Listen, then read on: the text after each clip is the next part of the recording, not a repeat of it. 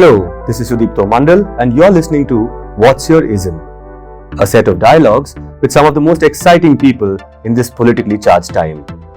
This is a show about ideas, ideologies and their inherent contradictions. I have a dream that socially I am afforded the same respect as men. Let us leave aside words which frighten people. At the stroke of the midnight hour,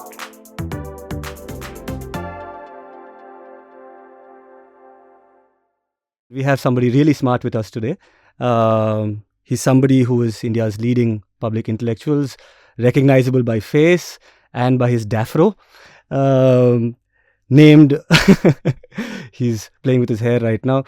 He's also named one of the 25 most influential young Indians by GQ, the most influential Dalit intellectual according to Z, the author of Caste Matters, scholar, intellectual, stylist, Suraj Yegde. Welcome to this show. Thank you so much for coming here. Thank you so much. Oh, I love my voice. You love your voice? Let me give you some soothing exercise. Close your eyes. Let a most passionate violin go in the background. And now breathe in. Breathe out. It's therapeutic for myself when you can hear the melody of your own voice. It is echoing in a soulful chamber that you very rarely get access to. So I really appreciate the invitation for this. And, oftentimes, Sudipto, we are surrounded by audible cacophony. And we are unable to listen to ourselves. So I really, I'm more than today learning more from you as being the second fool in this conversation. I'll also, I think, have fun just spitting out and listening myself. It's good you still are in touch with the rhythm of your voice, your soul.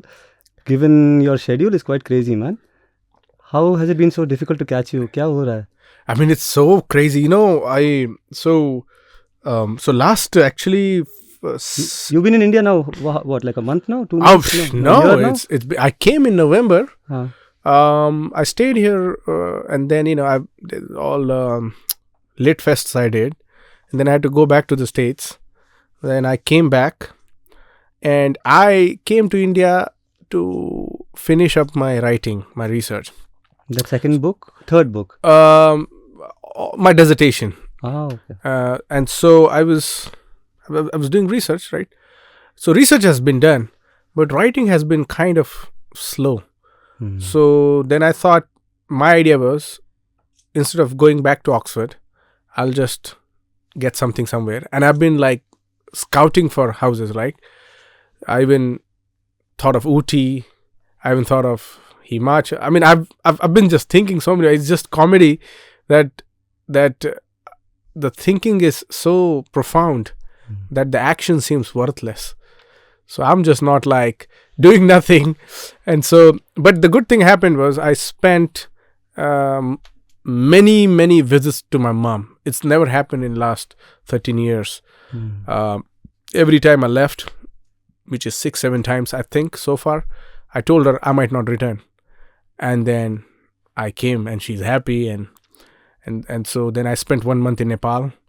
I spent some time with the Dalit community there, amazing experience. And now I think I'm on my way. Next week I'm going to Italy, Venice. And then I'll probably stay there, go to UK, because I have this whole... So October month is a academic conference month for community. Like there's conferences like one after another and it's mostly on the western side of the globe. I'm also actually, the British Sociological Association is having a day-long symposium on my work. And I take it as a sincere honor. And it's a presidential event. Wow. So I'll present my work and there will be 4 experts who will respond to my work. And then there will be other scholars who will present their work and then I'll have to respond. So I am just personally extremely honored and humbled, and I look forward to learning more. Sure, that sounds like a very hot seat. 4 scholars are going to vet your work, review your work. How? Yeah, so one of them is my supervisor. Mhm. God bless him. Right. But Hyderabad ka kya scene hai? What are you doing here? Yeah, What ism brings you to Hyderabad? This show is about isms. Gandhism. Gandhism. Abhi Gandhi mil gaya. It just so happened that so they have this very prestigious forum in Hyderabad called Manthan Talks, and there are 2 co-founders, and both are CA, and one is Mr. Ajay Gandhi, and the other is Mr. Vikram. And Ajay followed up with me in 2020 to say, hey, do you want to come? And I was in States. I said, hey, man, I might come this fall. So just keep an eye out for calendar. And he did. But as you know, 2020 fall was COVID. And so he said, hey, though we can you do online? We would like to invite you for their event they do on Gandhi Jayanti. And I stopped doing online events. And so it just so happened, Kaki Madhav sir, one of those decorated bureaucrats. I just reviewed his book yesterday at your former employer's venue, Hindustan Times mein likha. Achha. He wrote his memoir. So he just was like talking, and he's on the board, and then he's like, I said, Manthane, and I'm on. He said, yeah. I said, they had invited me. He said, can you forward that? And so they had so Ajay Gandhi sadly passed away about 2 years ago. So they invited me, gave me the honor of delivering the Ajay Gandhi Memorial Lecture. So I came and I delivered the talk on wokeness of caste. What was that about? And the I culture saw a lot of conversation around untouchability. that. What nerves did you trigger? I mean, it's just so happened because it went through like I was in 2015. I went to Harvard, right? And 2016 I was surrounded by friends, and these were Dalit friends, and this was my introduction to self-critical politics of some sorts. Like you don't really get to peer through this. And so I thought about it, and I thought, like, how does one really get engulfed into righteousness and the signaling of certain virtues, and having a privilege of claiming certain values as yours and certain as demeaning someone else's. So there's always this hierarchy of ethical self. And so I just thought about it. I've been writing about it, and not writing about it, think about it, but I'd written it. And so anyway, they invited me and they gave me an option. So they asked me to speak on Kabir, which is part of I'm thinking of Kabir as a timelessness, but also his universal appeal through Dalit consciousness, because he is one of the representatives of the Dalit community, and think about it. But then I said yes, and then 2 days later I said, can I just do this? And they were like, fine. And so I gave a talk, right? And they were people, and I got a feedback where many of them were of a certain age, and a certain age means they said students mostly. Huh? Students mostly, or no? So their audience, fixed audience, is a person, probably respectable people of the community here in Hyderabad, right? And so they were there. It was also a memorial lecture, but students had like taken over the balconies. Yes, it was actually open, and so they were like this big rocks, and they had just occupied the place. And so I was just saying, and so the feedback I got was, I understood 50% of what he said. Now, for an academic ego, that's great. But also then I was like, people of certain age couldn't really, because I was talking about woke culture. I was talking about how internet deciphers what it means to be. And there's a section, I was woke once. So it kind of goes into how I was riding high on the tide of wokeness, and how, it came almost homecoming of the roost, to borrow from our dear inspiration Malcolm X, to really think about how are we evolving in our thinking, in our ideology. And so for me, it was my experience to say that I've been vulnerable, I've been stupid, I've been foolish, I've been maturing, I've been gaining some wisdom. I'm trying to multiply wisdom as much as I can, and I'm trying to learn, and it takes experience. So I just put myself up. But then the comment I got was from people who were about certain age. I don't want to mention the age, but you know what I mean, like a grandparent age. Yeah. And then, but they were also people of that similar age who were sitting in the front, and they were like aunties. It was like, oh man, that was one of the best. I literally talked to about. So how did you break down wokeness, the problems? I mean, obviously you problematized it. So how did you break it down for that generation? So you know, and how do you break it down now? Of course, I'm assuming there'll be a lot of young people listening to this show. If they aren't, then I think we're not making a difference. So how do you break it down for them? What's the problem with wokeness? So that's the first ism. Let's get into that. Oh, that's interesting. Actually, you know, it's beautiful, and thank you for that plug. I think Sudipto, what I essentially did was I was trying to find my meaning of wokeness. See, because what happened is the extremities of any sort is dangerous.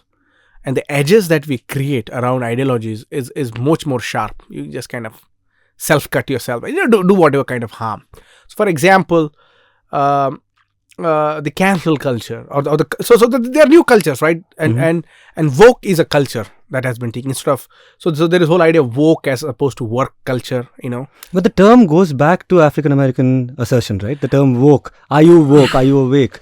Isn't that where it comes from? How do you think it has got? Do you think it's got bastardized over the time? I mean, it got neoliberalized, you know, and what we do is when the capital has its own threshold, and when it's trying to wane its influence, it creates its own surrogates in a form of culture and social prognosis that we have. Now, culture, break it down. Now, culture, for example, let's assume, right? Like you're an I culture, right? Like we have certain culture. We live in slums. We hang out, and that culture is berated, it's criminalized, it's prostituted, it's violence, vigilance, but also there is something more peculiar about it. There is originality, there is creativity, there is resistance, there is a form of love that one can only breathe that sense of love when you are willing to open up your confined lungs of various forms, right? And you need to have that respiratorial adaptation to this. And so for our culture, now imagine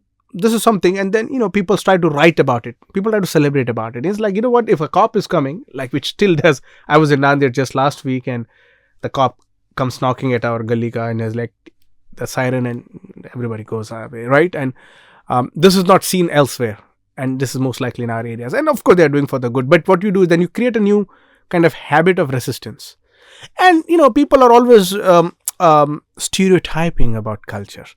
Because if it's appealing to the hormones, then what it does is it creates a form of anarchic response, and not in a bad sense though. It creates a rebellion. And so what we definitively see culture here is just then, you know, you twist and turn, and then you implement your own logic, what you mean by yourself. You don't read yourself by reading newspaper. You don't read yourself by looking at films. You don't read yourself by attending some. I mean, you say, you know what? I'll be the singer of my miseries, and let me be the painter of my own murals that I will draw, that I want to cast on society, that I want to think about it. And then eventually, this culture, what it does is it becomes so acceptable that people would like to mimic it. People would like to, you know what, I want to be like that. Okay. And in neoliberal culture, what that has done is it has added an essence of marketizing,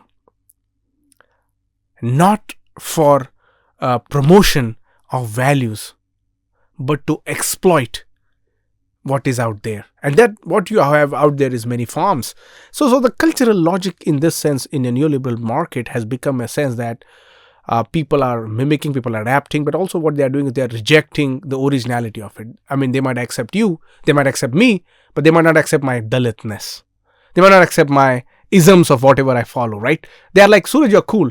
Sudipto, you're cool, but why do you have to bring always this? Why do you have to, you know, I mean, you speak so nice, you speak posh English, you're polished, and, you know, you write so well, and everything.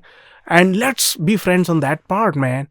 Like, why do you need to put that on my face as if, you know, so neoliberalization of a culture in this sense has just in this case, woke culture.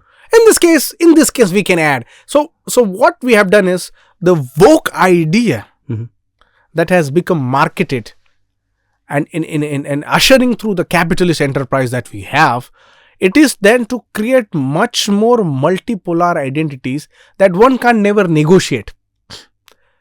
Like, it will be something of the other sense where inequality is going to take precedence, especially when tell me. No, I was just wondering if this, this individualization of politics, this this self Right. indulgent, I am therefore I am, Yeah. I think therefore I am, and in this case I am therefore I am, and my wokeness derives from, like you said, that it's not informed by the news, it's not informed by scholarship, it's not informed by references which are out there, which are existing structures, let's even say. It is all self-derived and therefore lacks what? Holding power. It lacks a certain texture. What do you think? I think it's a good point. I mean, see, what has happened is, erstwhile that you thought victimization brought to you was a certain sense of displacement. Now victimization is giving you an agency because the oppressed have risen. Now, unfortunately, when oppressed have risen, the market forces are interacting in such a way that the rising has to be compartmentalized in certain way. It has to have a stamp of certain ideology, politics, shop, enterprise, whatever it is, right? And so many people are then hanging on to that and saying... It's still a fish in a bowl, and the bowl is capitalist. Absolutely. I mean, we cannot overlook the insistence of that. And the culture has then become, so the culture, what it does is, when economic prowess is decreasing its influence in certain phase, culture then is marketed in a way. And so what we do is then as you were saying, the individualized form of thinking. So erstwhile what you did was, if you had some medical ailment, it was not a publicly accessible thing. Na? If you have certain, like if you go to a medical report, you would not advertise it. But now you will do that. So that you can gain a certain legitimacy, a certain voice. You can, if your mental health and if your physical health is certain things. So other person is basically, so what we are doing is, it's becoming a sympathy as opposed to ingrained empathy. You had a smirk. Because somebody asked me, and it's very easy for us journalists to do this, right? Somebody asked me, I am not saying this, somebody asked me if, mental health disablers are a new form of marginalization. If you consider, like you were saying, there's this woke culture, there is this entire conversation around marginality arising out of the person, and there are people who will say that, I'm depressed, I'm anxious, and often that becomes a reason to shut off dialogue. This is triggering for me. Have you come across that ever? This is triggering for me. I cannot have this conversation. And the conversation could be caste in this case. It could be relative marginalities. So these new sociological jargons that have made ways into everyday conversations within the activist and non-activist circle is a profound achievement of what embracing your own self can do in this case. So like triggers, trauma, and all of this. And if you look at the essence of these words, they are very heavy. They are loaded. I mean, you cannot just talk about trauma just by like that. Trauma has a very deep sense of historical evidence to that, but doesn't mean, like in American culture, they say, I've been traumatized. Now, casually speaking, there's somewhere you get traumatized, but also traumatization as a process is something, it cuts through your own skin. The tissues are so visible when you are part of this. And so, in this sense, woke culture is not necessarily bad, is what I also argue. Because it has really given an agency to the otherwise dislocated populations, and many a times what has happened is, it has become a competitive victimization, where and this is where market force come. Competition requires you to be the triumphant one. You cannot have many victors. If there are many victors, you don't have the 1, 2, 3, 4 positions that you give in Olympics. You need to have, and within the competitive victimization, the sports of oppression becomes much more like who is more oppressed, and and so as you were saying, caste an issue, and so there was one person in America who would want to have their own position as priority, and they would use every form of victimization that applied to them to make a case. And you are somebody who believes in the dignity of other person, and so if somebody makes you aware, Sudipto, you have done this wrong, what you do is, okay, let me just back off. You'll not just double down on it most often, and if it concerns that the privileges that you have that other person might not have, then you really have to be a silent person. And so many times what happens is you just go down the rabbit hole so deep that you just lose out the essence of politics, and so it becomes essential how politics is calibrated. You lose the essence of politics, you go down a rabbit hole. In politics, particularly in emancipatory politics, your professor, Cornel West, talks about the prophetic traditions. Beautiful. He talks about compassion, right? He talks about, soul-searching questions which concern humanity at large. Deriving from the perspective of the marginalized, deriving from the perspective of, in that case, in that context, the African American context, a bottom-up view of the world, let's say. So, in that context, in our South Asian or Indian context, Buddhism, right? Some of these things that you're talking about. I mean, I noticed that while you are not contemptuous, but like you're a little tongue-in-cheek about woke culture, about people who are competing in the game of victimhood.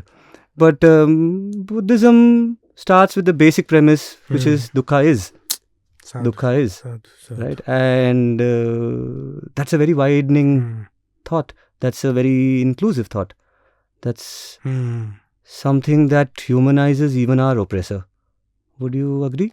I don't know. But the reason I'm getting into this is because you're here also for a Buddhist cause. Something was happening yesterday. There was a big meeting. You were part of it. And what happened? What is this Buddhist initiative? I mean, and while you're answering that, I mean, I hope you'll answer the material, which is what is the meeting about. Correct.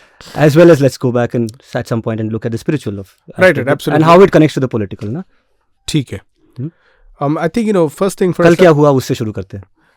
What I'll do is I'll just take a step back and just kind of offer my slight clarification. See, I've been looking at the new politics, and I'm concerned about 21st century politics and how it is going to look like. And I've been investing myself, trying to offer some theoretical foundations for our philosophies to merge, or maybe there is new rising and stuff. So I'm concerned about a century-long project. That's what Du Bois would do. That's what people like Ambedkar would do. And so in those traditions, when I look at this new uprising, the more contemptuous part is not just the left-wing extremism of wokeness. It's also how right has literally plagiarized it without really making any amendments to the methodology of wokeness. And that has really come to back biting you. And then I'm thinking about left and right, but there are various edges people don't belong to. And let's say in this case, a group of marginalized communities, what kind of ideological praxis should they follow? Is it the template of certain forms? And so I'm just thinking, what I'm thinking is I'm just pushing these dialogues out and to hoping and to hope that we might get something. So it might provoke it. It might sound like throwing shades at someone, and it might sound like it's just a brisk walk about this topic. But I think we should just have a Socratic dialogue, and I think that goes back to. And where does Buddhism come into that? And so I keep hearing you, and I love this term generally, this Socratic dialogue. It sounds so grand. And right. It sounds so, let's say, it sounds like a circle of people sitting and discussing cutting edge ideas. And how does Buddhism? Buddhism is the contemporaneity of that, thoughts, and I was yesterday at this Buddhist Fraternity Council where we are organizing this 2000 200 kilometers of yatra. We call Dhamma Yatra, Ashok Ambedkar Dhamma Yatra. So what we are doing is we are trying to reclaim our past. The SC, ST, OBC population, the Dalit, Adivasi, Shudras, erstwhile, they have their own culture. They still exist. But, in the updates of last 120, 30 years, somehow that has been replaced with a common identitarian framework, which is capital H, has to be Hindu. And that Hindu is then again very porous. It's not conflicted. It's not conflicted. It's everyday dynamics that work here. So what we thought was, Ashoka. So Buddha's enlightenment really gave people a reason to come out of the miseries. And the way he did was profoundly humbling himself. And Dhamma teaches you, Dhamma is not religion. Dhamma is the law of nature. And when you recognize the law of nature, you need to be in harmony with it, or else nature will react against it. Now, capital intensive climate change debates that we have are in a way going back to the same question. And Buddha himself was so much, lived in forests and, looked around life, and flora and fauna was part of his thinking. And so it's really you're part of something that is outside, but that's also inside. So inside and outside, and Buddha went to the deepest trenches of human mind and purified himself of all the defilements that human beings have, and come out as an enlightened being. The enlightenment, the Buddhahood that Siddhartha Gautama got, was for people to recognize the miseries out there, find a solution, and liberate themselves. And Buddha was somebody who kept preaching the Dhamma, the experience that he learned when he was there out meditating, but also out there talking and investing his energies and time with people. He was somebody who really wanted to realize that even the kalapas, the subatomic particles, are also under your control. You need to develop that sense of concentration. You need to, and for you to do that, the nexus of compassion, karuna, and maitri, metta, friendship, fraternity, has to be part of you, or else you can't clean yourself. So imagine how profound this is. If I have to clean myself, I need to extend the root of compassion. And the compassion starts with yourself. You need to develop compassion for yourself. And once you develop that, you develop those vibrations that you give to other people. You share. And Buddhism is all about whatever you gain, the Dhamma asks you to share. Because more you share, the more you gain. And within that, you develop a vision. A vision where you need to have self-control. And self-control is a premise of everything. Here they are calling morality or Shila, 5 Shila, Panch Shila. That 5 Shila is basically a law of every society. I mean, every penal provisions prohibit that. Buddha just made that a priority for you to survive in this world. You don't have to violate those 5 Shilas that Buddha has given. Not to commit adultery, not to drink intoxication, not to lie, not to take what is not given. A very simple form of life, and then you tend to practice it. So the Dhamma that Buddha gave was for us to keep on practicing. And word practice is so beautiful. Because practicing is trying to improve. It's not trying to say that I'm going to go and undermine myself today by just doing something. No, practice something. You do practice. You do keep on practicing. And you wanna get to the level of perfect human being. The most perfect human being. And Buddha, through his self-effort, when attained enlightenment, gained that insight and then spread out to the world. And Ashoka, see, after Buddha's rising, during Buddha's time, there were life attempts on Buddha. The most compassionate person is receiving life attempts. You can imagine how violent the forces must be. And these were Brahmins. The Brahminic assault was rife on Buddha. And they tried to accuse him, and they tried to debase his morality. They tried to create all kinds of scandals around him. But he didn't, he was Buddha. Compassion again extends, and then he was also strict. Buddha created Vinaya. Vinaya, the rules, which are very strict. You cannot violate that. If you really want to survive as a good human being. And if you are part of the monk Sangha, our Buddha has a very, very strict direction. And if you follow that, you are literally going on the path towards self-liberation. Every human being, or every living being, who is born is searching for liberation. They call liberation different words. They call it moksha, they call it judgment day, they call it Jannah, they might call it whatever interpretation. But liberation is the initiative that you want to take. Let me pick up on that term, liberation, as well as the previous one you used, which is compassion. And for me, this is very evocative, given where we are. We are in Hyderabad, Suraj. The site of the third Dalit wave. People have said that the first wave was Ambedkar himself, BSP Kanchiram. The third wave was Rohit Vemula. We are in Hyderabad, just a few kilometers away from that campus. And what I find interesting is in this formation of yours, it's been 8 years, Suraj. Wow. It's been 8 years, right? It seems like yesterday. It's been 8 years. And in these 8 years, I've seen these very people, and I find it such a coincidence. Since you mentioned compassion, since you mentioned salvation, liberation, these things, I have seen the constituents of this formation, this fraternity council that you speak of, a Bharti Prabhu. Who's Bharti Prabhu? The person who wanted to, at the peak of the Rohit Vemula movement, join all the student movements in the Ambedkarite Dalit student movements in the country as a federation. Failed. At that point, failed. For a lot of reasons, failed. Prashant Ingole. 2016, when we were talking about Smriti Irani, Modi, what the government did, in Gujarat, under his leadership, the Ambedkar Students Association in CUG, the Central University of Gujarat, won the student body elections. Right? Then you have the person out here right now, Sanaki Munna, who's holding a camera, shooting us over here, one of the leaders of the Rohit Vemula struggle in the campus. Donta Prashant, who's not here, but I know in some way he's contributing to this Buddhist Fraternity Council.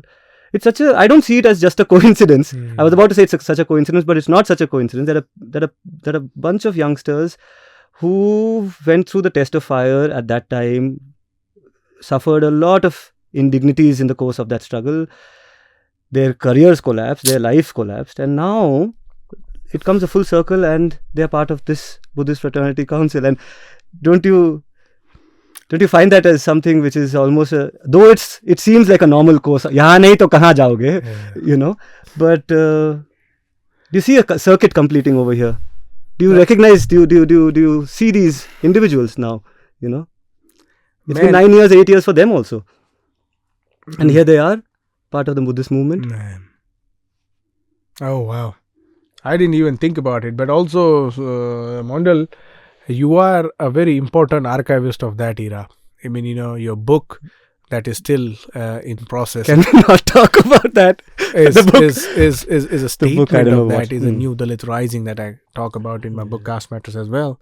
And you were there on the field. I mean, it was your interpretation of that made us, I was in America, aware and literate about what's happening, the kind of exposes you were doing, and the kind of ground reporting, and you were the most authentic voice there. And so I think, and I remember in 2018, I convened a meeting in Hyderabad, Usmania campus. You were in Delhi.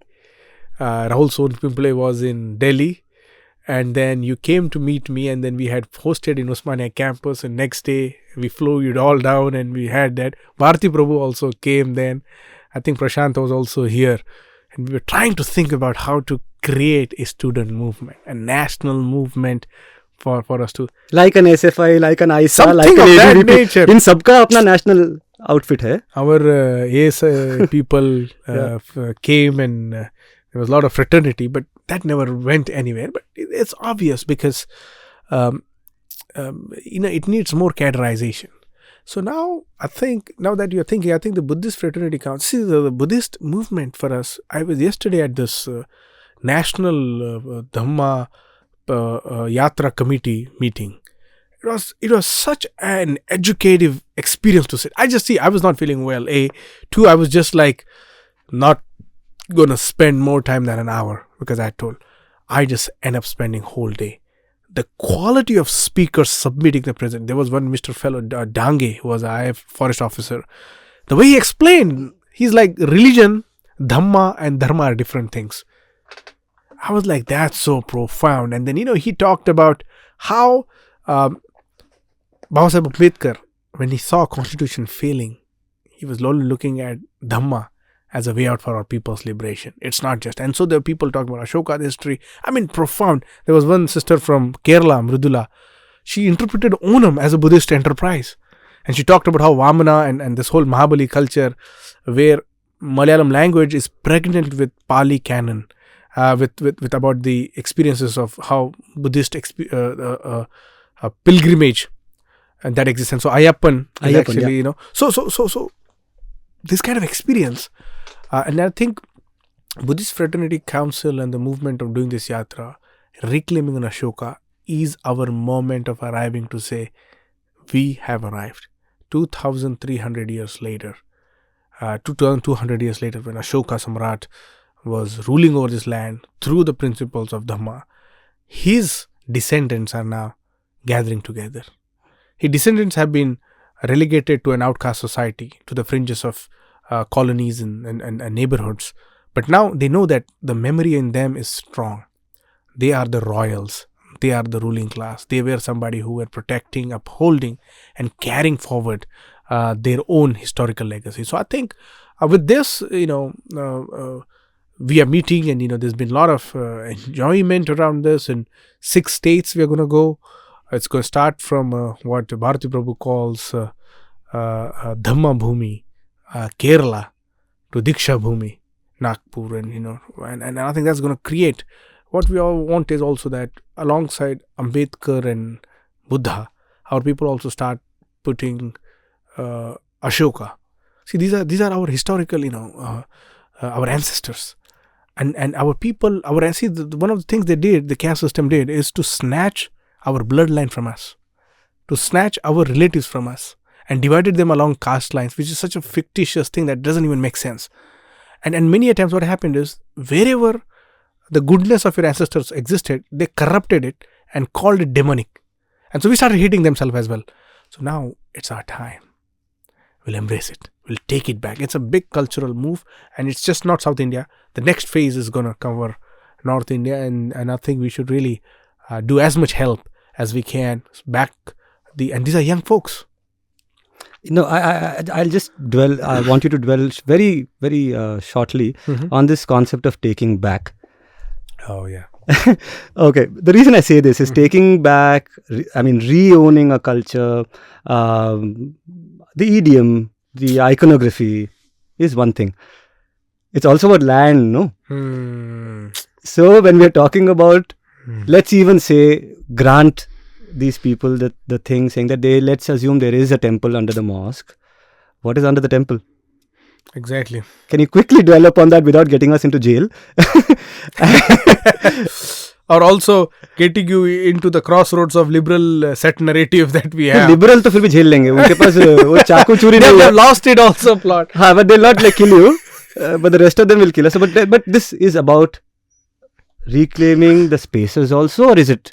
Because Buddhist sites are scattered across. Last time when you were in Bangalore, we were sitting across with Priyank Kharge, and he was talking about Sannati.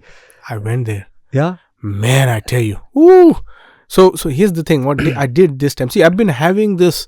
I was sitting abroad and let's say doing meditation or just reading about India, and very strongly the Buddhist influence comes across. If you read a serious history, you will see that. And then you will see this written or presented in a way that's not aggressive, that's not intimidating. It's just like a father holding you with care. And I was hoping for so many years, I want to do this, I want to do that. And so I'm so grateful I have time now. I did that. So I went to Sannati. I went to the Maharashtra caves, a few of them, and I saw, and I was like, you know what, this is real history, but people are now making it temple, or they're trying to invade the premises. And so fortunately, Sannati, so many of the sites are Archaeological Survey of India property. But what we need to do is we need to do more than that. And so when we say take back, we need to take back also the narrative. We need to also take back the story. We need to also take back the words and the scripts that have been written there. Oftentimes, they have manipulated. They have created a certain kind of syntactical arrangements to just make it appear. Now, Brahmanatva is not really a derogatory term. Brahmanatva is very achieved. But now the Brahmins have converted that into just being a vagina-born Brahmin. I mean, that don't make sense. You need to achieve that. And so, many sites, see Bodh Gaya for example, it's a terrible state of affairs, man. Sabrimala. I mean, not only, see, for example, this whole debate of Ayodhya and that mosque, it's originally Saket. It's the Buddhist vihar. It's a site of where Buddha would come and preach his Dhamma. So, and you know what happened? High Court had ordered, Allahabad High Court, and Scroll ran this piece, and I think many Hindi newspaper also. They were, the officers were found sneaking the Buddhist statues away from the premise. So that's why I have strong objection to this singularity of Hindu Muslimization of India's history, politics. I'll give you a chance to talk about that a little later in this discussion.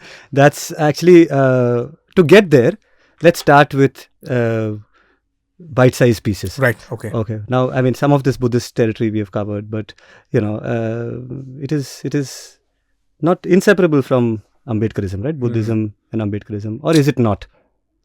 And this is a fraught question. The reason I ask you this is because I don't know if you are one of them, but there are opinions out there saying if you are not Buddhist, you cannot be Ambedkarite. See, yesterday... So therefore... I mean... Go ahead. Yeah. So I just want you, like, I started off saying this is a fool's guide to ideology. मैं गधा है. तुम मेरे को बताओ, what is Ambedkarism for a fool? Actually, I wrote about 10 columns in Lok Satta Marathi, and the column title was Ambedkarvad, Ambedkarism, and I've been investing some time, and I wrote like 2 segments on it. Like I was thinking about it, and it's always evolving. See, because the capaciousness of our existence is so profound that the more definitional support you offer to us, Ambedkarism as an ism expands. Now, there is also difficulty when you make ism of anything. It confines itself. And so as I said yesterday, Mr. Dange offering this clarification of Dhamma, religion and Dharma. In that sense, the arguments that are out there about what is Ambedkarism, and I've been thinking about it, and I've thinking about is it a political ideology? Is it a social politics? Is it a cultural dualities that we operate in as to Brahminism, Buddhism? Is it spiritual extempore that we have offered? So I mean, it's such a vast. You know why? Because our life is aligned with that person's investment in ourselves.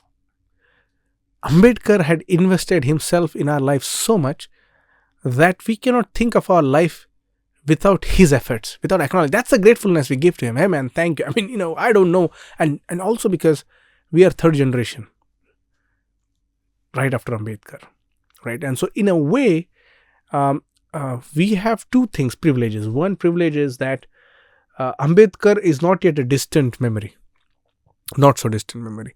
And also we have that privilege of staying little bit at distant and observing it, where we have the, ability to critically think and all of that. So Ambedkarism in this sense is really a temperament of how one should live a life by not denying the dignity to the other. And in the broadest sense, that's Ambedkarism for you. Oh yeah, Ambedkarism is basically your effort to make the society the way you would like to live in that society. Social is a very important element to that. And Ambedkar's ideology matures so much and in so many directions that he makes it available for almost anybody. Actually, that availability for everybody, when you try to, you talked about limiting the Ambedkarite thought, his ism. So many applications of Ambedkarism are not explored. Would you agree? I mean, whether in terms of see, when we, in journalism school or even later, our editors would give us exercises, analyze this from a right-wing frame, analyze this from a left-wing frame. These frameworks, you think they are robust enough now? Can we start talking about Ambedkarism in the context of climate change? Ambedkarism in the context of the rupee? Absolutely. The rupee, Ambedkarism in the context of international relations. So where can we, is it will that dilute the ism? Is it essentially an ism for social emancipation? Is it an ism which has the potential to shape nations? See, Ambedkar is credited by the Buddhist world as Bodhisattva, which is somebody who has the capacity to attain enlightenment, to become a Buddha. So we have to look at Ambedkar in that sense. That's a very sincere acknowledgement of Ambedkar's compassion, karuna. And Ambedkar's vision in the world is for the most oppressed to not be frightened of his or her existence, to not feel that their birth is of no value to anybody else. It encourages you to dish out the love memories that you have and spread in the world. And the world is not receiving it, you still keep doing it. But also, it's a strong force of resistance. It's not meek. It's not subservient. It's not deciphering unexisting codes of society. It's there. It's livable. Material. It's breathable. And so Ambedkar and is also not committing to the foolishness of ideological weightages. He is happy to explore. He's happy to be the feather but also is very grounded. And the groundedness comes from the traditions of our ancestors.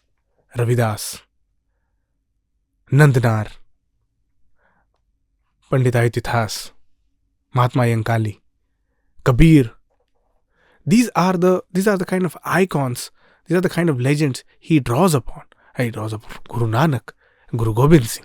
He looks about at the saintly traditions in Central India, in South India, and he's profoundly invested. And he's also looking at what Adivasi culture does and means to it. So somebody who is out there exploring like an archaeologist in different terrains, identifying what is the gem that can be utilized for society. And then he sees itself and then he says, okay, you know what?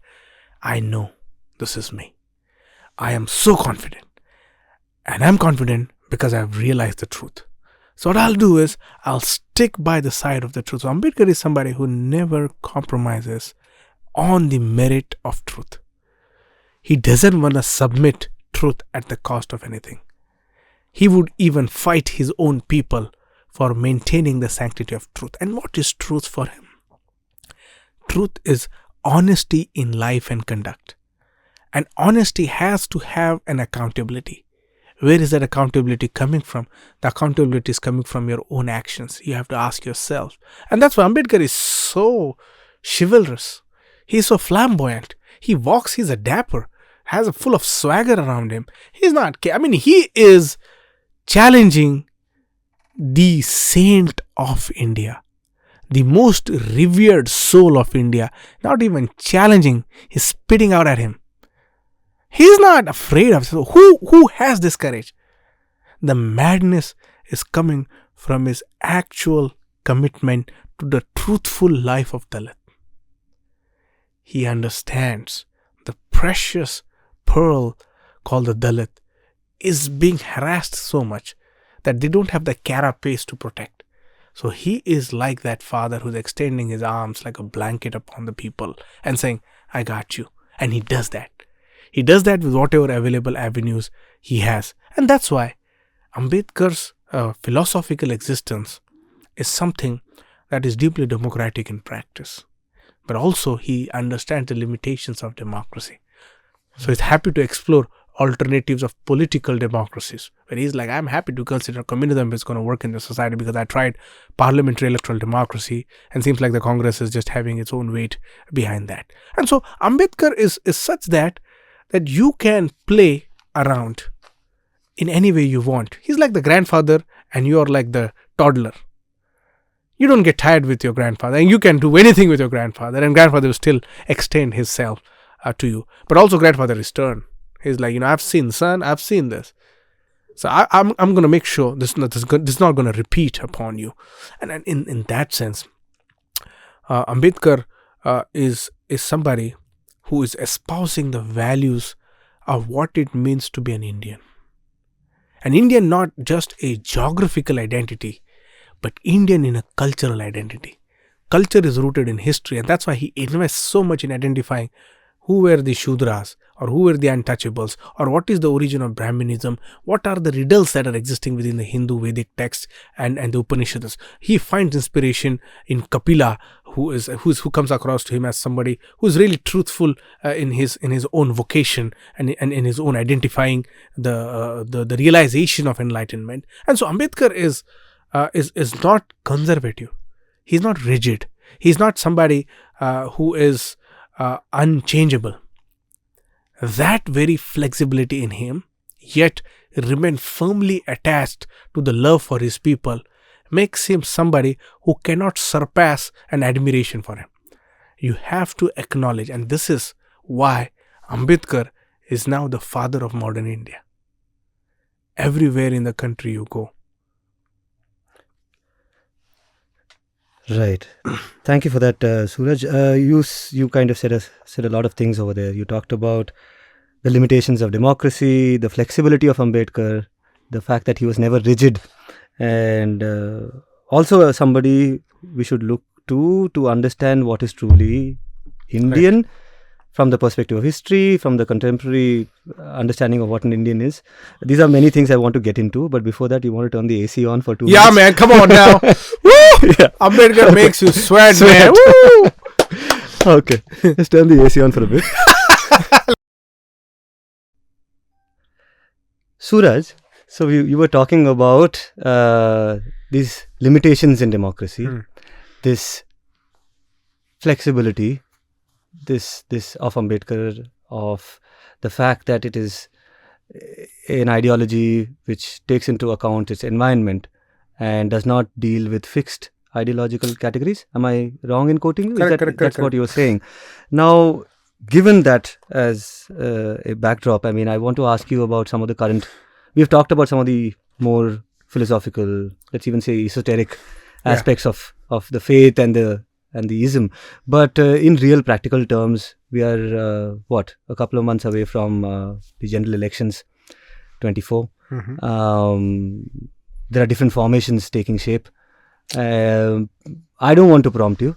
Top of mind, what are the formations that you're interested in, disdainful of? Let's start from there, and then if you forget something or if I think you have not addressed something, I'll point them out. So let's start with whatever you like. The dog whistle. But let me just clean my nose. See, Indian politics is about cleaning your nose as many times as you can. It's about unclogging the system. Ooh, I love that. I just unclogged. 1 minute. I need to clean one more time. So, I mean, hey, will this be recorded? Like this? Let it get recorded. Let's have some respect for human function. No, please keep it. We should have respect for bodily fluids process. Yeah, I like it. So, I mean, as you know, 24 is coming. I've been trying to organize a national Dalit Roundtable Leadership Conference where we are across the party. Any parties, I mean, almost any recognizable party leader will be invited. Or if they are not Dalits, we'll ask their Dalit representative to come, and we'll have a Dalit agenda for 2024. Okay, let me get this right. So you're saying all parties will send their Dalit leaders for this thing, and therefore you will arrive at this Dalit agenda. Correct. And then the idea is the many of the Dalit non-Dalit leaders will have to have an acceptance to whatever the Dalit resolve will be, and most often we hope it will be, because we want to put a moral and pressure for them. अच्छा, we बोले तो कौन? So me, and I'm also trying to organize with one of my friend Pushparaj, who is part of Samrit Bharat Foundation.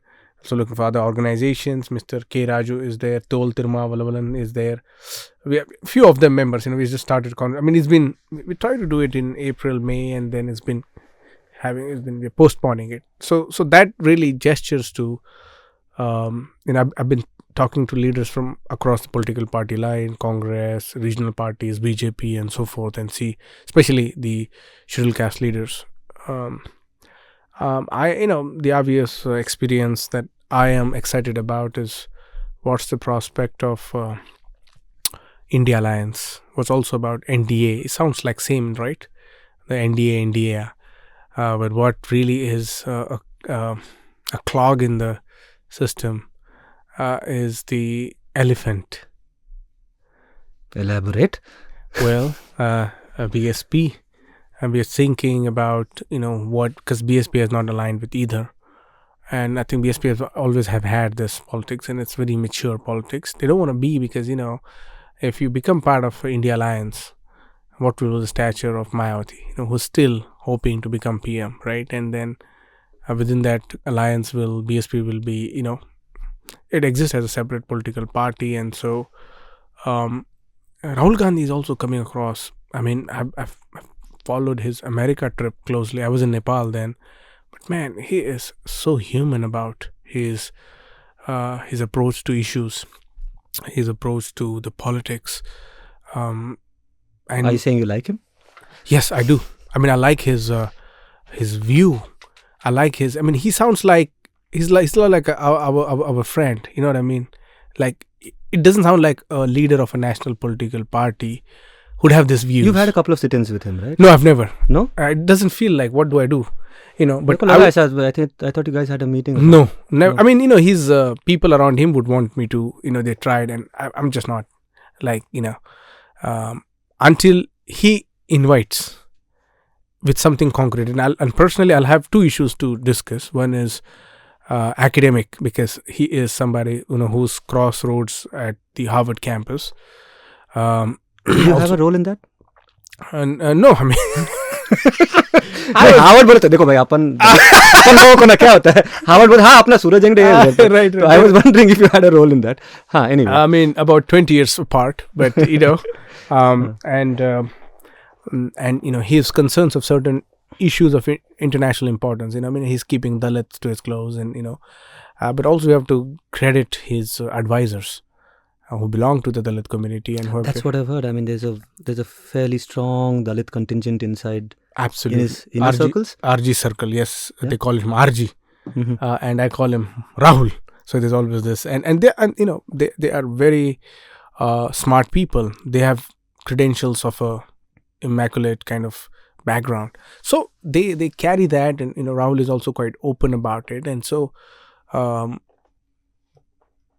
only difficulty Rahul is going to have after BJP is Congress, because of the whole internal structure, the regional satraps that work within the feudal caste kind of hierarchical mandate. And see, when I was listening to Rahul, I was also told that he's very Buddhist in his philosophy, he's very Zen. So the second thing, if I will talk to him about, is about the Dharma. And my friend who works with him told me, man, you go to his place and you will not see anything else but Buddha. And they've been practitioners of Dharma, and I think it dates from Nehru's days. Nehru was also very much admiring, but just that he was a Kashmiri Brahmin. In India's independence, he had to put the hat of Brahmin to maintain that, because India's caste system still operates. And so Rahul Gandhi is really a new life to Congress, and by the very virtue that the giant Mallikarjun Kharge is at the helm, the parties at the helm, and we know that this is gonna resurface eloquently. And there's also, if India Alliance becomes a success, Mallikarjun Kharge is the Prime Minister. There's no way, and it will be great to see him and pretty sure Rahul Gandhi is somebody who really Is that a demand or a wish? both. I think it's obvious. Do you see it turning into a demand? Do you think the Dalit voice today has that ability to turn this thing of Mallikarjun Kharge for PM? Because here, the alliance is sounding a lot like the Janata Party, no? And I was just going to say, Yeah. it's not like the Devagowda, PM kind of position. Because VP Singh, so many. no, I agree. I mean, see, for the very fact that Mallikarjun Kharge has been a very efficient administrator. I was in Gulbarga recently, and the people there. His gad. It's good, and Yeah. he has a background of Ambedkarite politics, strong Ambedkarite politics. He was a member of RPI. He started from there, right? So, Mr. Kharge, I profiled him in Dalitality, and I wrote as to why his ascent to Congress leadership is meaningful in many ways. Because Congress Party, with its limitations of it being class, caste, politics, this new wave is what we should be paying attention to. There is a very liberal. I don't want to use the word liberal. A very human leader, Rahul, and then a very charismatic, dominating voice with a strong force. A strong moral force? Mallikarjun, not even moral. Mallikarjun Kharge can probably get into a boxing ring. And, he's ready to do that, right? He comes across like, when he's on the opposition side, and you can see. So that fire in him and that's the kind of fire we need to get rid of the nastiness that has been spread across for the past 10 odd years. And so there is that hope, but also, we need to pay attention to how regional political parties. Yeah, talk about the South, if you can. When for us in the News Minute, right? We look at this map a little inversely. Correct. We should. Yeah. So tell me about some South Indian leaders that you're impressed with. I think these are friends, or some of them are. I know. Tol Tiruma Valavalan. I spent 2 days with him.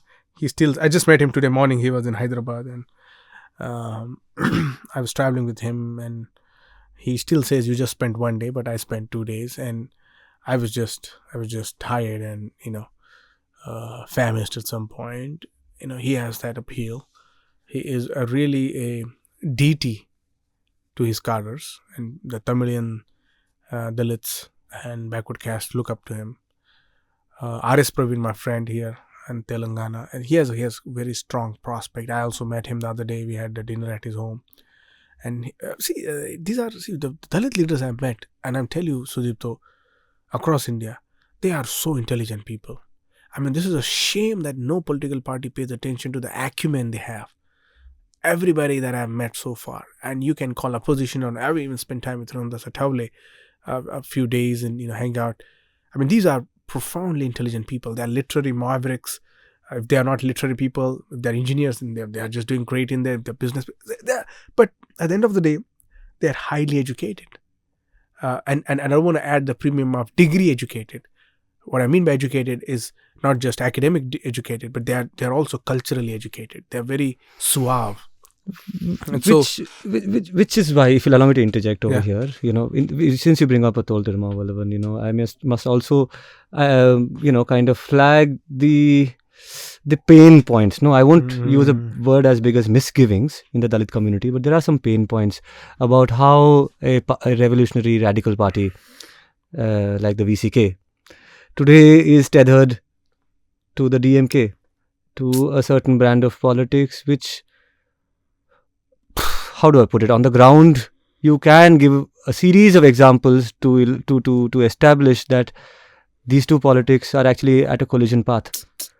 And I don't know, this is something I'm throwing up to you, like Dravidian politics and the Dalit-led anti-caste assertion are honestly at a conflict path. How do you, and because he's in alliance with the DMK, and because this is the nature of Dalit politics, unfortunately, across the country. So when you talk about pragmatism, how much of a rollback is involved in that pragmatism, a rollback of that radical agenda, right? So Atol Tirumavalavan in a state which is avowedly anti-caste because it's supposedly Dravidian nationalist and all of that, but also a state where you have atrocities against Dalits that only is comparable with a UP or a Bihar. Right, in a state where there is somebody who's talking about the Dravidian model of economics, not talking about the fact that your model of economics, whatever it may involve, giving, there was a huge debate about freebies versus welfare and all that, and that debate had a third element to it, which is that whether it is freebies or welfare, the money for that thing is coming from SC/ST subplan, the special component funds, right? And a lot of Dravidian economics is about redirecting. Then can we therefore say that a lot of Dravidian politics, welfare measures are about redirecting funds meant for SC/STs towards general purposes? So economically, socially, law and order, Dalit assertion, how it has been treated in Tamil Nadu, and then you see a essentially Dalit party involved in an alliance there. How many compromises? What happens? It's very interesting model. Before I was appreciative. I mean, I still am with the Dravidian model. Just because it's the tradition of Kamraj, and they're trying to draw upon, and Karunanidhi had his own fair share, and also the Dravidian is just not DMK, it's also AIDMK, right? And although they veer through different directions now, but this time I spent about 2 weeks. I went at the invitation of Tamil Nadu government to give a lecture on Ambedkar's and Periyar state socialism, and I talked about it, and then I had an audience with Mr. Veeramani, Dr. Veeramani from DK. Yeah. A very lovely, innocent man, 92, 93, something, and Grand old man of really, and Dravidian. you can see the sharpness of, that's what ideological commitment does to you. You don't get old, you just become, and he was very cute. He was showing his marked books. He brought Caste Matters to show that, hey, listen, man, I read, and he wanted to show, look, the things I marked. And wherever I've written Brahmin and all, he had like question marks. And not wherever, but there were certain portions, since we had discussion. And then, I met some ministers there, and I interacted with Dalit community. And this time I really realized, the feudal nature of the caste still operates. I had this, me and Tiruma were in car. We're going somewhere like long drive, right? And I asked him this question, what happened with you, Stalin and all? And, he was telling me, not only him, but his party card. The first question I asked him, like, what happened? Why you hobnobbing with DMK? And it's a practical, pragmatic. They need to be having, but also they see, in some way, not Tiruma per se, but his cadres suffocating, because it's a very, very dynamic party. It's surrounded. Tiruma is still kicking in, and his youth leaders are also very profound. They are very Ambedkarite. He took me to one event, and he had difficulty getting in because there were some people, and anyway, and the intellectuals had want to do something on Ambedkar, like they want to publish Ambedkar selected writings, and VCK want to participate in and Tiruma, a party leader, is going there to raise funds. How humbling that experience is. He's telling, and he tells people, and the translator translated that he's saying, we want you to give money, contribute the money that you got because of Dr. Ambedkar's reservation, so. And then I spent time with Ranjit and few people, and I was just trying to learn. And this time, man, Ranjit is quite sharp about his criticism of the yeah, DMK. he is. Particularly the DMK criticism is quite sharp. He was, first of all, he was like, "Why are you going there?" I was like, "Man." So I think he was a little mad at me for but also he's busy in his film and whatever, and he told me like he's withdrawn himself very much from meeting people. Like he's just not having any, not like energy or some sort. He's just doing some things, and then I kind of say, man, we need to do this, we need to do that. Like same things people tell me, I also told him we need to stay focused and do this. And he's like, yeah, I'm doing. And I was literally seeing myself in him when he's saying that. Like, people expect you to do things, and you are like, yes, I am also doing that, but you just need to confirm, reaffirm. So the DMK in many sense is not allowing a Dalit political question to become central, is what I've realized. And I've also seen there's some kind of anxiety over the Dalit mandate. And I spent 2 weeks only, but I spent 15 days not in one place. 15 days, 15 different places, interacting with people, interacting with different political parties. And I think DMK can only win if it will have a sustained Dalit leadership at its peak. But it has now turned into another inheritance. Third generation political leadership has been created, and I think one can say how it's been the canard of Indian politics. This is what we expect. But I think the terrain of politics has to be changed, and especially Periyar, the giant man. I mean, Periyar is really, really profound, really sharp, and I think there's no way we can think. And so Mr. Dr. Veerumani told me, they're building a statue of Periyar and all, and I was like, how good is that? But you should know, the statues of Periyar outside Maharashtra, Tamil Nadu were built by BSP. Yeah. Is that right? I mean, Kanshiram is singularly responsible to make Periyar a household name in the Hindi heartland. Not only Hindi, Marathi, North Indian heartland, central and above. So in his office in Bamsef, there's still a photo if you just look up. There's a chair of a Bamsef president, and there's only one photo up. Periyar. So the North Indians would come and say, who's this Dadiwala? They would think of this Dadiwala as a sense of somebody bearded for South Indian Tagore. Some saint or something, and he would say, hey, he is, and the way he's introduced. Yeah. So that's the content. And I asked him, Dr. Veerumani, sir, what do you think? And he's like, Kanshiram really did. He invited us also, and they inaugurated statues in the Sthal where Mayawati built the grand statues. Periyar is having a rightful place. I know about Periyar way before, but the ultra nationalist politics of these feudal castes. See, I'll tell you, every feudal caste has investment in its local politics only, because they don't have stature beyond that. Gaundars, for example, Vaniyars, Tevars. Now these population groups, it's happy for them to be nationalist about Tamilian identity. And Tiruma told me, I was arguing with him, he told me every Dalit political party should have its own linguistic nationalism, and they should be leaders of that. And I can see a merit in what he's trying to say, because this is our language, this is our country, this is our region, this is our ethnic kind of identity. But then what, I agree with that also. But the deliberate obfuscation of your national appeal misses out somewhere. Gaundar will not have allies even in a neighboring state. Karnataka, where there's a community to which they are supposedly tied by kinship called Gauda. वहाँ तक भी extend नहीं होता. See, you can see with every feudal caste in Maharashtra, the Marathas who still cannot ally with the Reddys here or Kammas or Kappus here. This is because for them their existence is very feudal and very regionalistic in it, and it's very jingoistic. But for Dalits, it's not the case. You make an appeal from the edges of Kanyakumari, and a Punjabi Dalit will rise in support of you, right? What happened with Rohit Vemula, right? Yeah. This is the example. So we cannot afford to limit and confine ourselves. And I think now many of this, so we have to make differences. So I agree we need to have an equal stake. And so I think the DK parties, the Dravidian parties, need to have a scheduled caste, Ambedkarite, Periyarist leader who is invested in the commitment of what the welfare policies of Kamaraj has been doing, what Justice Party in its times were doing way before it came to limelight and pre-independence era kind of. Is A. Raja that guy? They will not allow him. See, the point is, A. Raja was victimized, right? And hey, wait a second. We have to take this again. Is it D. Raja or A. Raja? A. Raja. A. Raja only. Yeah. हाँ ठीक है, उसमें थोड़ा production में कर लेंगे. Naveen, I hope you. Yeah, he said this. He said this. हाँ, ठीक है. हाँ. No, so A. Raja is basically they will not allow him, man. See, the very reason the entire anti-UPA was pinned on one Dalit man. So you can imagine.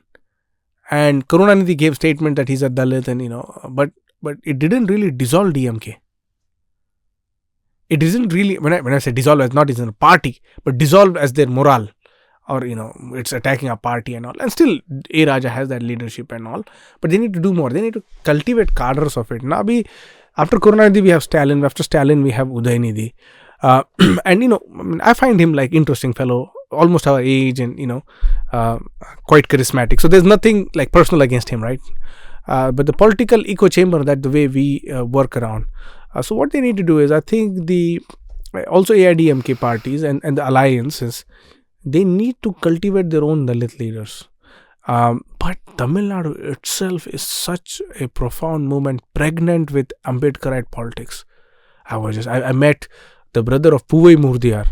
I was to learn Puvai Murdiyar is basically the firebrand Malcolm X of Tamil Nadu, but with a strong Ambedkarite zeal. The way, I mean, he is Panther. He's a champion of his people. And he comes from the background of, and so this all, I spoke to these people. Actually, Bharati Prabhu was the one I had seen Puvai Murthyar, but I did not know that was his name. So, and I met his brother who's an MLA who runs his political party, and I happened to go to their conventions because the same hotel I was staying, they had their conventions. I just attended. Very humble people. So there are so many Dalit political parties, there's so many shares. It's not just VCK, there's so many other political parties. There's also BSP active and, various kinds of. So we should not expect unification of Dalits. Why? Because the diversity is such that it's not gonna. But VCK has managed to galvanize that. They have party base across subcaste, and so it just happened. In my Tamil edition of Caste Matters, there are various people. And I don't know the caste because I just don't know, And so some caterer just commented something, and Tiruma didn't want to even talk about it. It was the issue of subcaste. He was just repulsive. He's like, I don't even talk about it. Just ask him. He's just saying that, So this is something you and I also will be like, yeah, why do you want to even do this? Like, we are trying to create an alliance. And so we can see this. There's this value addition at Karnataka, for example. I was with when Priyank, you and I went, and Priyank was again. Him and I have been in touch for some time, and this time we reconnected and trying to see Buddhist to his own philosophy and ideology, trying to and the credentials that they carry, and and in Telangana, the new political echo chamber is going to have voices of a very different kind. It's going to be mostly Adivasis. Really? It's definitely. It's going to be the. Why do you say that? Something you picked up along? Yes. I mean, see because I come from Nanded, which is on the border next to Nirmal Adilabad district, and so that whole belt is Lambada, Gormati. I mean, these are all the tribal castes, and with the entry of R.S. Praveen, armed with Bahujan ideology, there's no way you can go wrong, at least with Bahujan ideology. And Praveen, very committed, and they're focusing on those areas, and they're trying to, with whatever spaces they could gather, they really would like to do. And I think, but the one thing I didn't see much was in Andhra Pradesh. I spent there about a week less, and I traveled extensively, and I couldn't meet Dalit leaders there. I mean, the bureaucrats and all are fine people, gentlemanly and very upright. And I'm just talking about males. I mean, there were also female, our sisters there, and I could see that.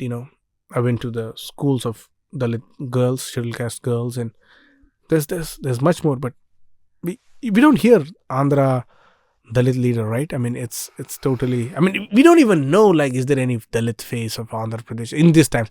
I'm uneducated, but maybe there are. But I'm just like, we need more of that. And so I went with the resolve that at least we should categorize and think about some political leader in another coming 5 years, somebody whom we can.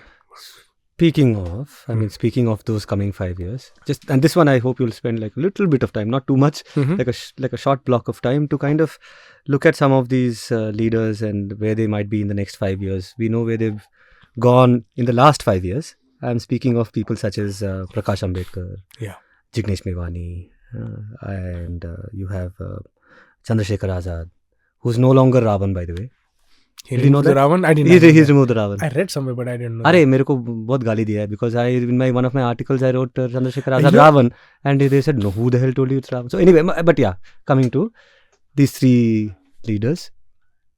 Right. So, Prakash Ambedkar most likely in coming time will have a stake in the government, and his party is doing whatever it can to really create a space. Now that's the hope. Like, the 2019 assembly and as well as parliamentary was something of a disappointment for everybody. But he is the force that can really do magic. And I've heard that VBA is also active in other parts of his party, other parts of India. And he has natural appeal. He's a very, I see him as a rational man. I mean, he's not like reactionary. He's not like, I'm going to ride the wave of whatever sentiment that comes. I've seen him. He's quite measured. He's quite balanced. He's quite, and he's quite, it's interesting you say that. Can I? Yeah. I won't differ strongly with it, but when you say that he's a measured man who, looks at things in the long term, since Rohit Vemula, he has had many experiments. He went with the left, then he went somewhere else. Now he is with the Shiv Sena in this alliance, which is very interesting. I mean, I'm not completely dismissing the anti-caste potential of an alliance with the Shiv Sena, because there are people who have started invoking Prabodhan Kar Thakre. नहीं क्या वो it's a क्या Hindutva non-Brahmin movement ऐसा कुछ है क्या? Yeah, without Janva, without the Janu. हाँ. My Hindutva is not a Janu. Hindutva ऐसा सभी है. तो उसमें अभी एक और टाइप का, how do I put it, some tempering has happened wherein they are not that kind of feral frothing in the mouth Hindutva बोलते. क्या है मतलब, where do we see this going? Where do you see this going? I think that's going to be a difficult conversation for the party spokesperson and even Mr. Prakash Ambedkar to have, when you'll have interaction with them. Do you see it as a Dalit Bahujan alliance?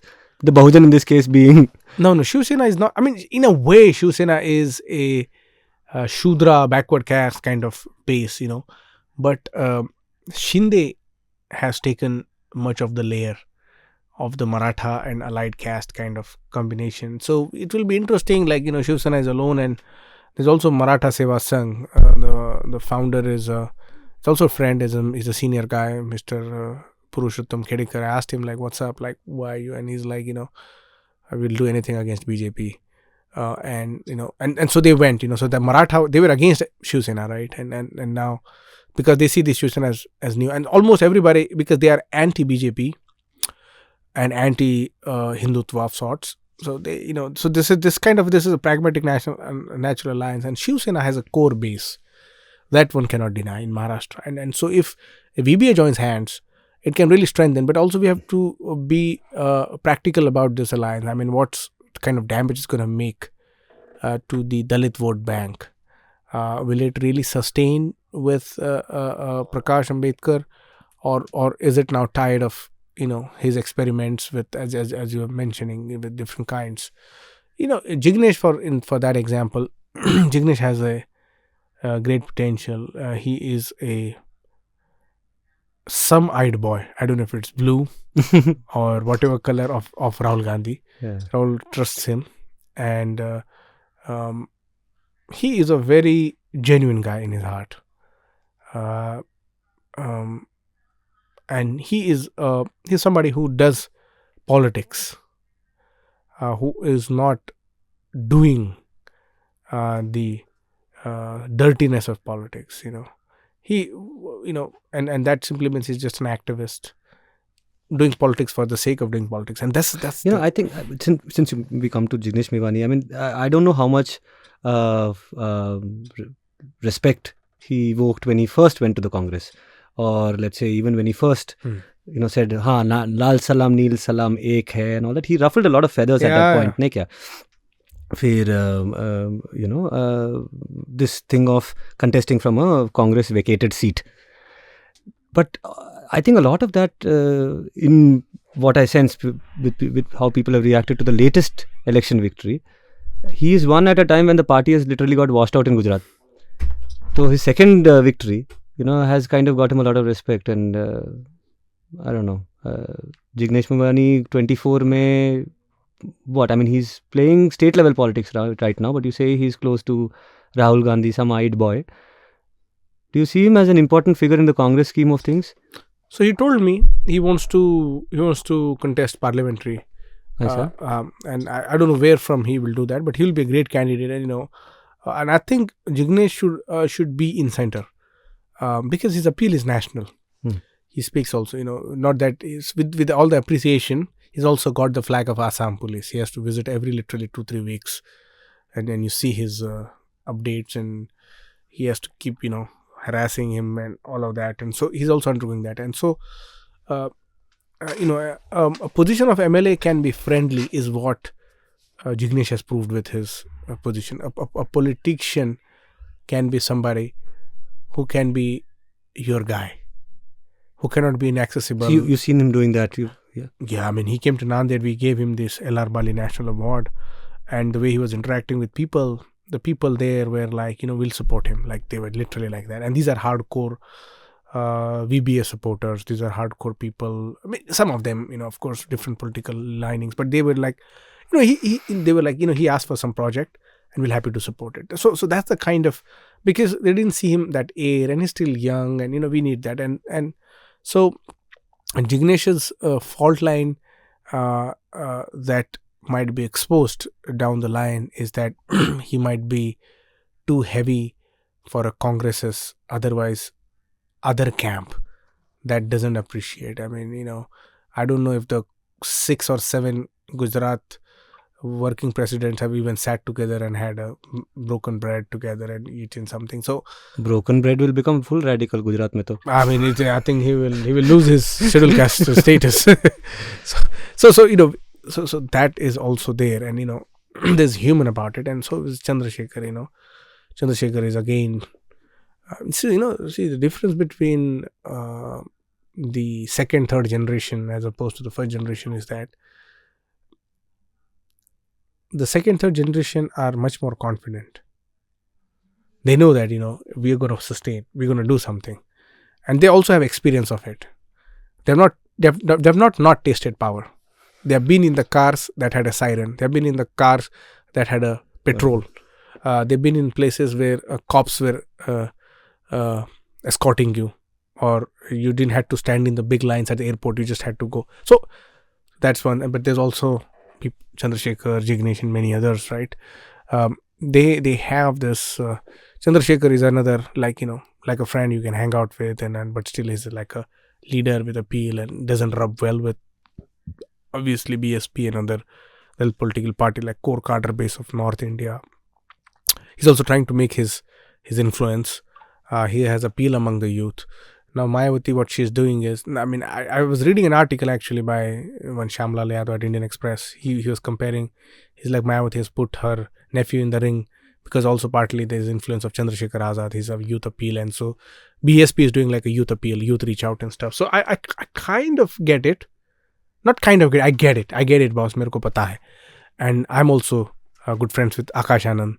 We're trying to talk, we discuss, and once in a while, him being a national coordinator of a big political party, that's a quite weight for a 32-year-old to carry, and we try to see as much as we can support, and I've been trying to extend that support to him as to how what he needs, and if he needs anything. And so I at times pester, which I very rarely do, which I almost don't do with any people of certain importance. I just do it, but I feel responsible because the party's weight is going to go on his shoulders.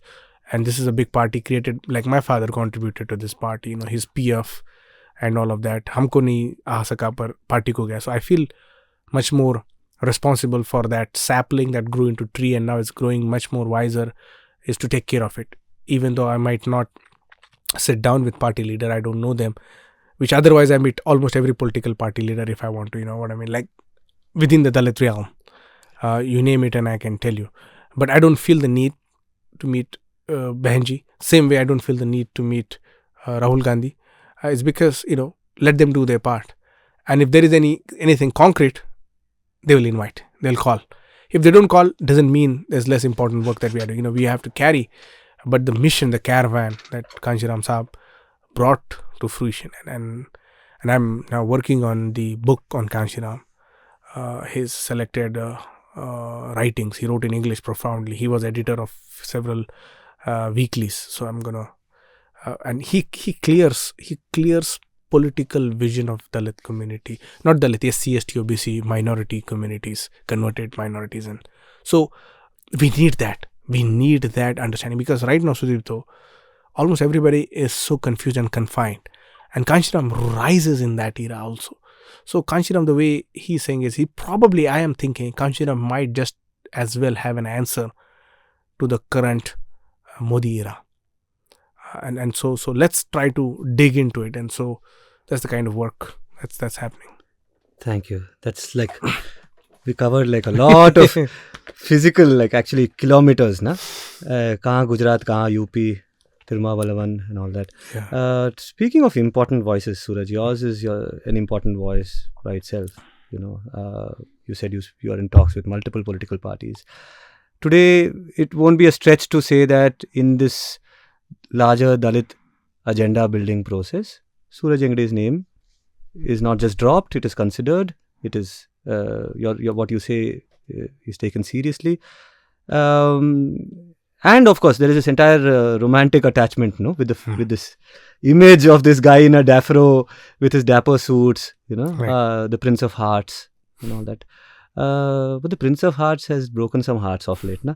You've been saying some things which, I mean, you talk about Karuna, you talk about compassion, but some of the things which you've said of late, you know, have been questioned on those very grounds, right? And this is a segment I want to take like my time a Right. little bit on, you know, because we're going to talk about the question of Dalit Christians, Dalit Muslims, you know, an issue on which, you know, everyone's at dagger's end. And to kind of keep it finite, this Right. discussion, you know, so that it doesn't kind of overflow into other things. Will you allow me to kind of Sure. work with you Yeah, for in sure. terms of your own article? Yeah. So we'll deal with sections of the article. Absolutely. Yeah. I love that. Very rarely, apart from the when they teach a class where students go, you know, hermeneutic exercise. I love it. So, this is an article that appeared in the Indian Express, Yeah. which says caste and conversion, another layer among the SCs. Okay. So you're arguing here, saying that the Section 2 of the Constitution order in 1950 does not, make things religious neutral when it comes to categorizing somebody as a scheduled caste. And straight up, I mean, you're like saying that many Dalits in coastal region happily gave in to the efforts of the missionaries during colonial times, and the mainland untouchables bowed to the creator in the mosques. They embraced their new religious identity. This newfound theology also offered them solace. Thus began a new phase in the clothes of their new identity. This new phase, this new journey, let's dwell on that. What are you trying to say here? See, what happened is when the conversion happened out of something. And what was that out? It was out of existing religion, yes. Existing theology, partly. But existing caste, for sure. I mean, that was the aim, right? I mean, and the work that has been happening within the realm of Christianity and Islam was really attractive for people, and it's natural for that, you know, because it doesn't effort you much, where you can benefit for your own self, spiritual comforts that you need, material comforts that you need, and it comes with all of that. And so can I stop you there? What is these material comforts? See, in many senses, for example, and also in the case of Dalit Christians, and I'm sorry, I'm going to try and interrupt as much as I can, if you'll allow me. You can. You know, in the case of Dalit Christians, what are these material comforts, and what are these spiritually profound experiences, considering that they do not have the same amount of access to spiritual infrastructure within the church. Right. We know empirically that the church is a very, very caste-ridden entity. I cannot speak about Muslim society because I've not studied it properly. Right. You know, but yeah. So you know, I mean, see, so the Christian example, especially Dalit Christian example, has to be looked through coastal and then the mainland kind of experiences. Like, for example, conversion happened all through colonial times. Really was the time, and you know, even Jyotirao Phule during his times, there was a lot of many. And it was something you did, not like as a necessity, but you felt, you know what, I mean, you're just tired, you just got humiliated, not just, I'm just saying. So Sujata Gidla, for example, in her book Ants Among Elephants, talks about this experience of in coastal Andhra, how Christianity came and what it meant, and it didn't come with like this profound extension of this heavenly father figure. I mean, it came with its own necessity, and but what it did was it tried to give a quote unquote equal share in certain things. For example, education became accessible as a commodity, and then many senses, like if you were part of a certain community, you could have access to land. In a society that disassociates itself from. And you're speaking here about Dalits. I'm talking about Dalits. And Dalits in coastal Andhra. Coastal Andhra, this is Sujata Gidla's, but also, if you look at Tamil Nadu, for example, Nate Roberts has written about it, and so there is an evidence that many Dalit Christians in our times are not first generation. Many of them are second, third generation educated people, but the promise they expected and anticipated that they will get when they will go to new faith was that they will have equality, which was really smacked on the face, and they didn't have. And we had having separate churches and this whole resolution and stuff. CNI, CSI, one of the churches, that organization that works. And so what it did was many people converted to Christianity, and many in Tamil Nadu, for example, Tiruma's sister converted to Christianity before her death. And so many of my Tamil Nadu friends were like, before death, somehow that experience of somehow, I don't know what it convinces, but maybe the preachers are doing a good job. They just convert, and it really means, literally, in a statistical census concern, it doesn't mean much. And so for example, in Maharashtra, many Dalit groups who went to Christianity, they went at the attraction of church. And I'll tell you with what happened in my, every Christmas or those important days, they'd bring out all the Western gifts, goodies and stuff like that, trying to, of course, lure people into converting. And that was a very classic example. Somehow in my gully, 1 or 2 families got converted to Christianity, and then they've, nothing changed in their life. It's just that they would go to church and they would do so. So there is something to do with the spiritual practice of that, So if there's somebody sick, they would, instead of saying the name of some god that they were worshipping, they would just say Isa Masiha or whatever, the Jesus Christ, and the whole tradition of preaching and all of that. So the changingness, the change that occurred, change is a very important identity that happens in the community that wants to do something in their life. That was offered to Christians. So you're saying that change as in upward mobility, change as in, you said there are third, second, third, fourth generation educated. But Suraj, I mean, these are things which are said of Dalit communities as well, right? Yeah. And when I say Dalit communities, I mean, here I am saying that they a Dalit Christian is as much Dalit, but let's even say, go by the definition, that you have of Dalits being either Buddhist or Hindu or Sikh. Mm-hmm. Right. So, right. Even there, when we talk about affirmative action, positive discrimination, we hear these responses, right? नहीं, ये तो गाड़ी में घूम रहा है, ये तो इतना पढ़ लिया है, इतना ये है, and specifically in the case of your community, which is the Mahars, for example, right? Or my community, the Namashudros, right? Or the Malas, or, the Parayars, right? These are all communities who are accused, not just from outside, but from inside also. Right. कि तुम लोग तो यार मस्ती कर रहे हो सब कुछ लेके. Now, the thing is, very important thing over here is that we do not have data. Yeah. Right. And in the absence of data, the things we say, sometimes do you think it betrays our ideology more than facts on the ground? No, I mean, there is data. When the Dalit Christians, I mean, their marginalization is well documented. In relation to Dalits? And when we talk about data, in relation to Hindu or Buddhist or Sikh Dalits. Like that, comparative data. Yeah, there is that. And also, do please consider that whatever data they might be is not data that can shut anyone up. Because these are sampling exercises. There has been zero survey, no census data Right. We're talking about extrapolated stuff. Correct. We're talking about थोड़ा sample लिया उसके ऊपर extrapolate कर लिया. So when we know that there is no data in this matter, some of these things that you say, is it coming from an ideological standpoint? Because you have in the past, whether you or there are others who you can't have control over people who speak in your name, let's say. Right. So, but even that said, there are people who will say that you cannot be Ambedkarite only if you're Christian.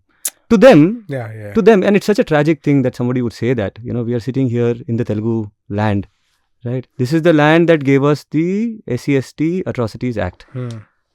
The Atrocities Act can be directly connected to a major Dalit atrocity, which is the Karamchedu massacre. And I don't think any Dalit worth their salt needs reminding that the victims of the Karamchedu massacre were Christians. So, today we have an act which has become like a torch, in the hands of caste oppressed, formerly untouchable people. And it derived from a sub-body of those people who happen to be Christian. Right. And there is an attempt over here to say that Christianity never had the radical anti-caste potential. If you ask a Katti Padma Rao, Katti Padma Rao is you were speaking of Andhra and how there are no great leaders there. But at one point, Katti Padma Rao was a towering leader from that part. The person who led the Chunduru Karamchedu, the agitations. He says that Christianity was my first radicalizing, many, anti-caste. Guram Joshua. So many. Exactly. Guram Joshua, so many of them. Emmanuel Sekran in Tamil Nadu. Atheist, but Emmanuel Sekran in Tamil Nadu. Yeah. The first targeted riots on Dalits anywhere in the country were in Tamil Nadu in response to the mobilization of Christian Dalits in the south, led primarily at that point by Emmanuel Sekran. He was murdered. And then this huge uprising in the 50s. Right. So when there is an attempt to say that there is no radical anti-caste in Christianity, the question then arises as to, is there, first and foremost theologically, is there common ground between the Abrahamic faiths and Buddhism, let's say? In terms of emancipatory politics, in terms of providing solace to a wounded soul, in terms of liberating the slaves, right? In terms of, when we talk about Christianity, we talk about the life of Jesus of Nazareth. In comparison, I do not know enough about Islam and about Muslim society. I will not comment straight away on that, but I do know this of Abrahamic, at least the Christian side of the Abrahamic faith. Right. So where is this coming from? This thing that if you're Christian, you're not Ambedkarite. If you're Christian, you're not anti-caste. And if you're Christian, on top of that, you're privileged also, by the way, supposedly. No, I think that's a very sad statement to really say if you are not if you are a Christian, you're not an Ambedkarite. I think that really defeats the purpose of the expansive idea of what an Ambedkarite is. It's somebody you explain and explore and expose. See, what has happened in many instances due to the influence of churches, the primary liberator for people, that has been a contestation. Is it Jesus? Is it the local pastor? Or is it the national hero that you would like to have? And many a times, unfortunately, in many senses, the radical politics of Indian national was something surrounding around the debate of separate electorates and Ambedkar and Gandhi and the kind of traditional politics of Dalit, and so many church groups in this sense took some time to centralize Ambedkar, and when they did, it was a time when they started recognizing the importance of that. And this happened, and it's natural. So like for example, many Dalit Christians I met in abroad, they would shy away from their Dalit identity. They had nothing to do with it. They would, and the same would apply, I suppose, to Dalits across the board. No? No. So the emancipatory potential for them is nothing to do with caste. It has to do with how they function in society, and that's good. That means they have escaped caste. And or have they? I don't know. A person who's hiding, off late, coming out is also big. Sorry. Coming out is again a big topic of discussion. A person who is hiding their identity, should that person be seen as a victim of his own device? No, we cannot. I think the person who's hiding is trying their best to make through. We cannot expect radical potential from everybody. And so is that person a victim? Is that person Shana? I mean, See, there's something. Okay, let me read a section from what you're saying. Okay. During the drafting of this policy, we're talking about, the exclusion of Bengali Buddhists, the exclusion of Christians in the 1936, order, the Government of India Act, So you say during the drafting of this policy, it seems that Dalit Christians and Dalit Muslims did not advocate for their inclusion into the SC order. Even the dominant OBCs did not want to be identified with backwardness because it brought them into close proximity to Dalits. The same was with the now promoted, educated and culturally savvy Dalits. Many a time, due to educational and cultural advantages, Dalit Christians and Muslims have shunned their own scheduled caste Dalit brethren, targeting them as inferior, keeping no interpersonal or interreligious relationships. Now this, I'll take it little sentence by sentence. So the first thing that you say, during the drafting of this policy, it seems that Dalit Christians and Dalit Muslims did not advocate. Right. Okay. Now here I put to you, I don't know about Muslims, but I know about the people who advocated for Christians. There were no advocates for Dalit Christians at that point. The people who advocated for the Christian cause were three upper caste Christians. One was H.C. Mukherjee. H.C. Mukherjee is this former governor of Bengal, this towering politician who, was a Christian leader, community leader, all that. Then you have Rajkumari Amrit Kaur. Rajkumari Amrit Kaur, a Sikh woman, Protestant Christian, church leader, Time magazine, 1947 Woman of the Year. Okay, you have Father Jerome D'Souza. Now, when you look at their Constituent Assembly submissions, you find that they are not just... so, the conversation at that point, was about two things, right? One, about those separate electorates that minorities were getting, which these people said, no, we don't want at all. Right. But they were also in their submissions, if you read, very, very anti-affirmative action. Now, I just want to read out this one, somewhere I'd saved this, screenshotted this statement made by Rajkumari Amrit Kaur, where she says, and I quote,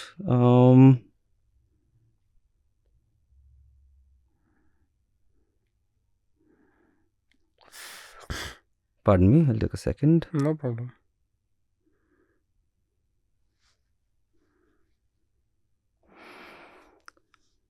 So this is on the 18th of March 1947. She writes to the Secretary of the Constituent Assembly of India, says, privileges and safeguards really weaken those that demand them. Privileges and safeguards really weaken those that demand them. I am therefore of the opinion that no minority should demand any safeguards, but should be brave enough to rely solely on the goodwill of the majority communities to inspire the necessary confidence in the minorities. This is Rajkumari Amrit Kaur, the people who you are quoting as having waved off.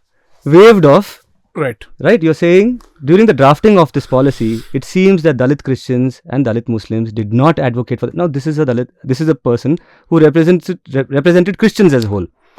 I am assuming that she might not even have awareness of the existence of Dalit Christians, let's even say. No, so that's why what we need to do is we have to understand the archive of a Christian community, at least in colonial India. I mean, they had a presence, they had a stature. I mean, it's not that they were mute victims of something. I mean, they had, you can read through biographical anecdotes as to, there was certain accessibility. I mean, the reason Ambedkar became a leader was also because his accessibility to education and stuff. Rittumalai Srinivasan and Sivaraj, for example. I mean, these were all leaders who had come from that pedigree, if you will. So I've not come across, and maybe there is, I don't know, where caste mattered to our Dalit Christian people around that time, where for them it was like, hold on. Let me just, for me, I'm oppressed by caste, and I think that's the most terrible thing. And I'm a proud Christian. I want to be with my faith, but this is the problem. And so, what I should do is I should advocate for the inclusion of Dalit Christians into separate electorate because we are part of it. Now, one problem with that might be that the Dalit Christians themselves might not have a consolidated constituency the way Ambedkar had, and when he was fighting for separate electorates. Now my question is, if you are a Dalit Christian, right, and you see a Dalit person fighting for certain rights, what is more important for you, your caste existence or your religious identity? I mean, that's the kind of question I was raising. And now for many people, as I was saying, for them, they didn't want it to be bothered by caste. That's why they went to different religion. That was the primary aim. It defeated the purpose. When they went to purpose, I mean, the caste didn't matter. And so religion became the unifying factor for them. But Suraj, can I interrupt you and say over there that anything that a person off caste, I'm assuming that people who are assigned certain duties are off caste. By doing anything different from that, they are moving away from caste. Yeah, there is a certain radical element absolutely. to that mobility, right? And why do I get a sense that somehow there is not much appreciation for that radical step? In fact, I'm saying that was the great move. Right. What I'm saying is, but it didn't work out either, no? But I'm saying it was politically imprudent. What it didn't do was to create now here's the thing: we should not punish our Dalit Christian brothers and sisters for what happened in 1936. Probably the consolidation of which they were not even part of the conversation. So this is my thing. Like, as I've illustrated now, H.C. Mukherjee, Rajkumari Amrit Kaur and Jerome D'Souza are not Dalit Christians. So for me, the question would have then been important as to say, let's say, I don't know, I'm not an archivist of that era, as to, we certainly know, at least coastal Andhra, the Dalit community is sizable. Much of the malas, even in this region, went to the Christian identity, and it was easy. The ASA is essentially a coastal Mala Christian organization. Am I wrong? Absolutely, no, absolutely. Yeah. So and it's the Ambedkar Students Association of Rohit Vemula. This is essentially is a coastal kind of, and that side of coast of that other peninsula is not necessarily the kind of emancipatory Christianity it comes with a certain Catholic kind of intones. No. Even here also, ऐसा कुछ नहीं है कि मतलब emancipatory in what sense? I mean, even access to education. Yes. No, Christian institutions have not provided that kind of access to education to Dalit Christians. You are right. They will educate some Sanghi also. You are absolutely. Mostly Brahmins, mostly upper caste people. In fact, they have been doing that. In fact, in St. Stephen's, even though the CNI, I was told yesterday, has an affirmative action resolution, like one of the first, they don't allow Dalit Christians to have that because they just want to obfuscate. So what we are trying to say is, what is the meaning of a Dalit Christian? Yeah. First of all, is it that we are Dalits and as well as Christians, or is it that we were still Dalitized even though we became Christians? Like, can't it be? Now, again, since we are speaking in Hyderabad, a few kilometers from Hyderabad University campus, can we not look at it in terms of, did Christianity allow you to leave the Velivada? Velivada in this case, it has different synonyms in different languages. I mean, right. in Marathi it's just Vada, right? Dalit Vada. Yeah. In Kannada it is Keri. In Tamil it is Cheri. Right. The nature of the Cheri has changed. Right. Which means that one brother is a Christian, one brother is not a Christian. Right. Right. The same has happened in a Velivada. But the Velivada is where it was. The person who converted in the Velivada is also spatially there only. Yeah. So therefore my question as to if it has not essentially changed where that person's house is located, where, so something as simple as that. It's not like church mein convert ho gaya tumne, and starting mein thoda sa, I don't know, it might trigger some people when you say that, kya kapda wakda deke, khana wana deke bula liya kind of thing. No, I can tell you it happened with me. I'm sure, pehle bhuke ko khana dete. फिर we can talk about God. And there's nothing wrong in that. What I'm saying is, but this conversion to Christianity did not mean that their houses became in some Christian quarters near the church. Exactly. They're still staying in the Velivada. Absolutely. And I'm saying over here, and it is my failing as a journalist and as an observer of society, that I have not studied Muslim societies well enough. But I definitely know that there is really no religious character to the Dalit Vada, at least in the south. Absolutely. चाहे वो केरी हो, व cherry हो या वेलीवाड़ा हो. Right. So therefore my question to you is, transformation छोड़ो, ये तो दिख रहा है आपको वहाँ पे सामने. Absolutely. कि there is no outside, they have not left the Velivada. So does it, who is responsible for this? Is it the state? Is it the faith? Is it the institution that wants to overrule? Or is it the failure of our people? I mean, we just need to identify whoever the failure. The faith, the institution has a context, has a container. It is a fish in a larger bowl, and that larger bowl is what? Brahmanism. That larger bowl is what? A certain Hindu India. Right? It is shaped by its surroundings. Can't we not take that into account? No, I mean, so I am open to whatever the verdict is. I mean, I'm agnostic about but what has happened? You do seem to suggest, again, if you'll allow me to go to this one section of your thing, and I'll kind of try and close here. I mean, conclude. These are some of the important things towards the end. But you say many a time, due to educational and cultural advantages, Dalit Christians and Muslims have shunned their own scheduled caste. Yes. Now, Suraj, you and I, in our interactions, have so often talked about the IAS-IPS Dalit. Yeah. Who is no Christian, but who does qualify into this. Who does fall into this educationally and culturally advantageous positions that they have grown into, and they shun their brethren. Okay, that's one aspect of which is contemporary. Right. If you go really back into how our society is structured, we do know that Dalit is not one caste, right? Right. It is Mala, Madiga, so many other things, and there are competing untouchabilities over there. Right. Which is very unfortunate, but in a Karnataka context, a Madiga considers a Dakkaliga untouchable. Correct. A Holeya considers a Madiga untouchable. So you have these competitions. It is the bottom of the pyramid in which the contest is very feral, almost lacking in mercy. Let's also reflect on the kind of desperation that we have seen in the bottom of the pyramid, right? Right. So over there, do you really have space to appreciate somebody's marginality over yours, or are you just that cockroach which is super happy to escape from that pit? No, I think we have to understand this in a context. If it's read in that way, then we certainly will have knee-jerk reactions. What we need to understand is what we don't see in the archive. That's what I'm trying to say. Is an active lobby of Dalit Christian as a consolidated group. Yeah. Or which is saying, it comes post-independence era. Now, here's the thing, man. I wanna add a caveat, which is I am not educated about that archive, and I think I need to be more before commenting on this. So that's why I'm hesitating to, whenever you're pushing me to that, I just don't know. But what I can talk through an empirical evidence of political movements. Now, there is no purity about political movements. I mean, you can be any caste, any Dalit caste, or you can be any Adivasi or BC caste, and you can still be part of a movement, and doesn't matter religion and all. It's just for your identity. The problem becomes, is caste a primary identity, or is religion a primary identity? Now, why I say that is, that's the kind of measurement of scheduled caste status.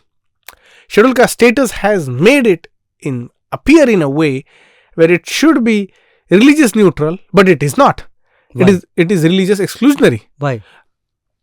Now, there are two elements to that, is what I think. First is the nationalistic zeal attached to the scheduled caste status. Nationalistic zeal is where the faith of Abrahamic is considered. It's considered non-nationalist. In Ambedkar, when he goes to Buddhism, one of the statements he says, he's like, the national should be happy, or not national, somebody should be happy. I'm gone back to the Indian.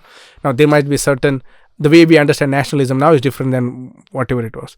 And the second context to that is that the way religion was taken, and now this argument is not completely honest, which is why, I mean, if there is a Sikh part of the faith, if there is, they added new Buddhist recently to the quota, and the new Buddhists were part of big lobby and they made it possible. Why was it, quote unquote, I don't know if it was easy, but why was it easy for them? Because see, Sikh community already had separate electorate. Yet the Dalit community, I mean, the first entrants to scheduled caste were Sikh Dalits. Yeah. So four communities were added right in the beginning. So what was it there that happened, right?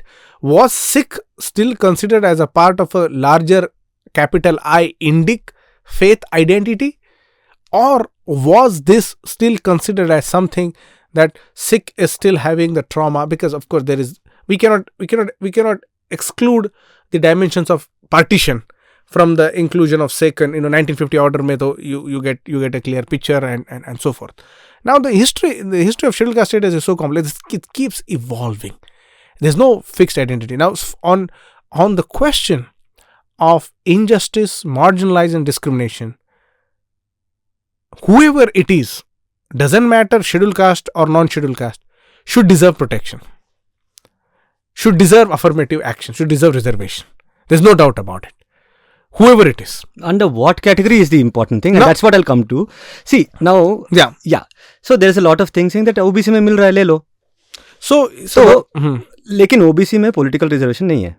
And therefore, it leads me to wonder, almost suspect, if there is a kind of design to keep Dalit politics or SC politics. Dalit to chhodi do, it's still evolving, the definition and all that. The SC politics, to keep it, while you're saying, using the word Indic, actually it is Hindu. Because every elected body anywhere in India has its share of SC candidates, right? It's by default, by design, hona hi hai. And we know that the Neo-Buddhist movement is still in its nascent stage. Yeah. It's still a fledgling movement. A majority of those people who are entering from Gram Sabha to Taluk Panchayat, Jilla Panchayat, Assembly, Parliament are Hindu Dalits. Yeah. And, anecdotally, again, I don't have data, anecdotally, I'm sure both of us can agree that they are also practicing Hindu. And in fact, when they come into that MLA, MP consideration, they become more Hindu than the Hindu themselves. And therefore I ask you, this is a two-part question. I hope I can keep it like cut and quick and, So you say Christians and Muslims have shunned their own scheduled caste brethren, targeting them as inferior. What do you say about the Hindu Dalit? Yeah. Who's proliferating? Absolutely. Who is entering every elected body as a Hindu? Yeah. As a Hindu. That's one aspect of my question, if you can hold on to that. Yeah. Okay. Okay, actually, let's answer. Let's So this is what happened. I can talk empirically with what I have seen and experienced. And the moment when there was a position of creating solidarity. Now, solidarity exists. If you are a Hindu Dalit, you are still part of a larger identity that you will align with. Okay? You're more acceptable, you think? It makes you more acceptable? If you are a Hindu Dalit? I mean, because last mein kya hai? Reserve seat mein, you are not fighting for Dalit votes. You are fighting for upper caste votes, right? No, but their acceptance. But Hindu Dalit question, for example, to answer Shen there, we don't see evidence. Now we see, but historically, we don't see a constituency of Dalit Christian. Maybe there was not existing. That's what I'm saying. Or Dalit Muslim, which I don't know. Still, I'm yet to still suspicious about it, right? To then create.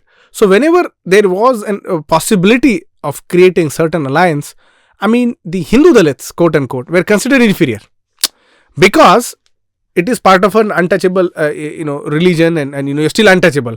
Whereas we have elevated our standards, and that's nothing wrong in that. See. Nobody wants to be. The reason I left the house is because I don't want to be part of this whatever experience I have. But now, when we are noticing much more uprising on the question of religion and caste, where there are movements from 1990s we see more actively, although 1980s era was kind of seeing note, and much of this happened because of the NGO activism. Much of this is still happening because of NGO activism, because Christian NGOs. Supported by Christian organizations abroad before FCRA came and all. Because if you use that, I mean, you have to also consider that there are some organizations which have done sterling work. I don't call them Christian NGOs, but there are prominent Christians in the NGO circuit who have made a hell of a lot of difference when it comes to implementation of atrocities, manual scavenging. Absolutely. I mean, NCDHR, Paul Divakar. Absolutely. And so question remains: did they approach this as a Christian Dalit? Or they approach it as a Dalit person engaging with this question. The reason this becomes important, even though Paul Divakar might not want to identify, I mean, he must be Dalit Christian, but he never comes and, for him, the politics is much more important. Paul Divakar, for example, he's working on an international plane. He was the person responsible during the Durban conference to take part, and he has the most And he could do that because he had access to that space. Yeah. Right? No other Hindu Dalits will not have. Sikh Dalits will not have, or even Buddhist Dalits will not have. Right? There is a certain advantage to that, and that has worked in favor of a proper implementation of Dalit politics, which is what we see. Now, our question is the scheduled caste grouping? Now, we have to understand that many people have argued this, and I'm not the original contributor to this idea. People have already written about it. It's an operational issue. Experiential, philosophical, theological question is, certainly they should receive the protection that is given under SC status to the people who are. Now, what that's going to do after, still the matter is sub judice. KG Balakrishnan, Honorable Chief Justice, is investigating, and we'll see.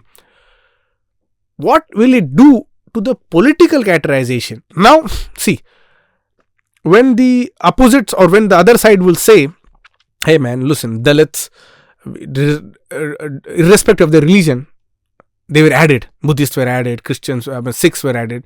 Why not add Christians? And it's absolutely valid argument. You cannot defeat that argument. I mean, if it's meant to be religious neutral, then it has to be a caste, a positive identity that is going through it.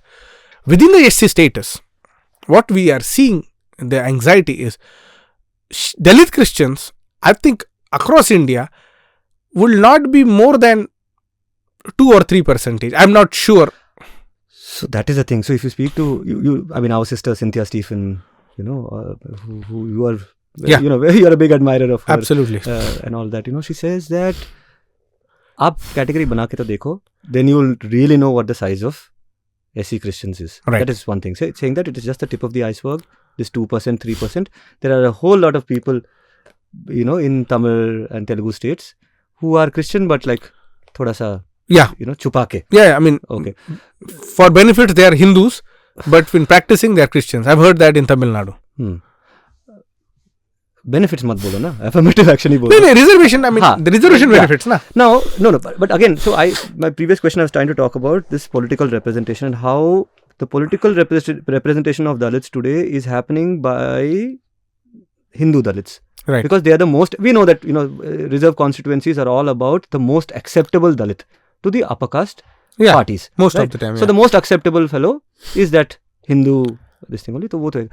Now, I was talking about a suspicion that I had earlier, which is, like a growing suspicion that there is a resistance to complicate this electoral dynamics within the SC fold. Because do consider what will become possible if suddenly SC Dalits, SC Christians and SC Muslims get reservation. You'll suddenly have SC Christian reserved seats, SC Muslim reserved seats. That will fundamentally change the nature of reserve constituencies and how the politics is played in those constituencies. Yeah. And the resistance to that, to my mind, I mean, to my narrow understanding, is a resistance to complicating the Hindu question, which is, I suppose, at the heart of the anti-caste movement, which is at the center of Dalitality. That at the center we have to challenge Hindu, Brahminical, hegemonic.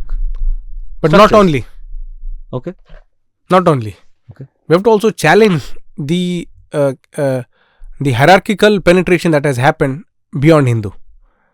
It has to be Sikh, it has to be Buddhist, it has to be Christian, it has to be Islam. Now, how will we approach that question? Can I answer that if you allow me?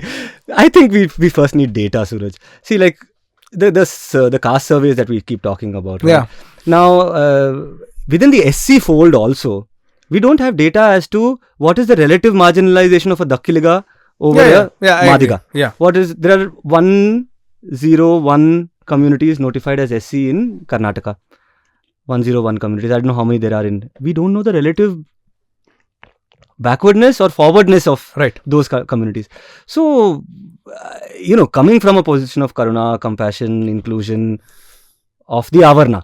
Yeah. Primarily for the Avarna. When we're inverting the pyramid, we're talking about the Avarna. Untouchables. The untouchable form. Not formerly. I mean, formerly, क्यों बोलते हैं वो भी नहीं मालूम मेरे को. Because it still plays out in so many ways.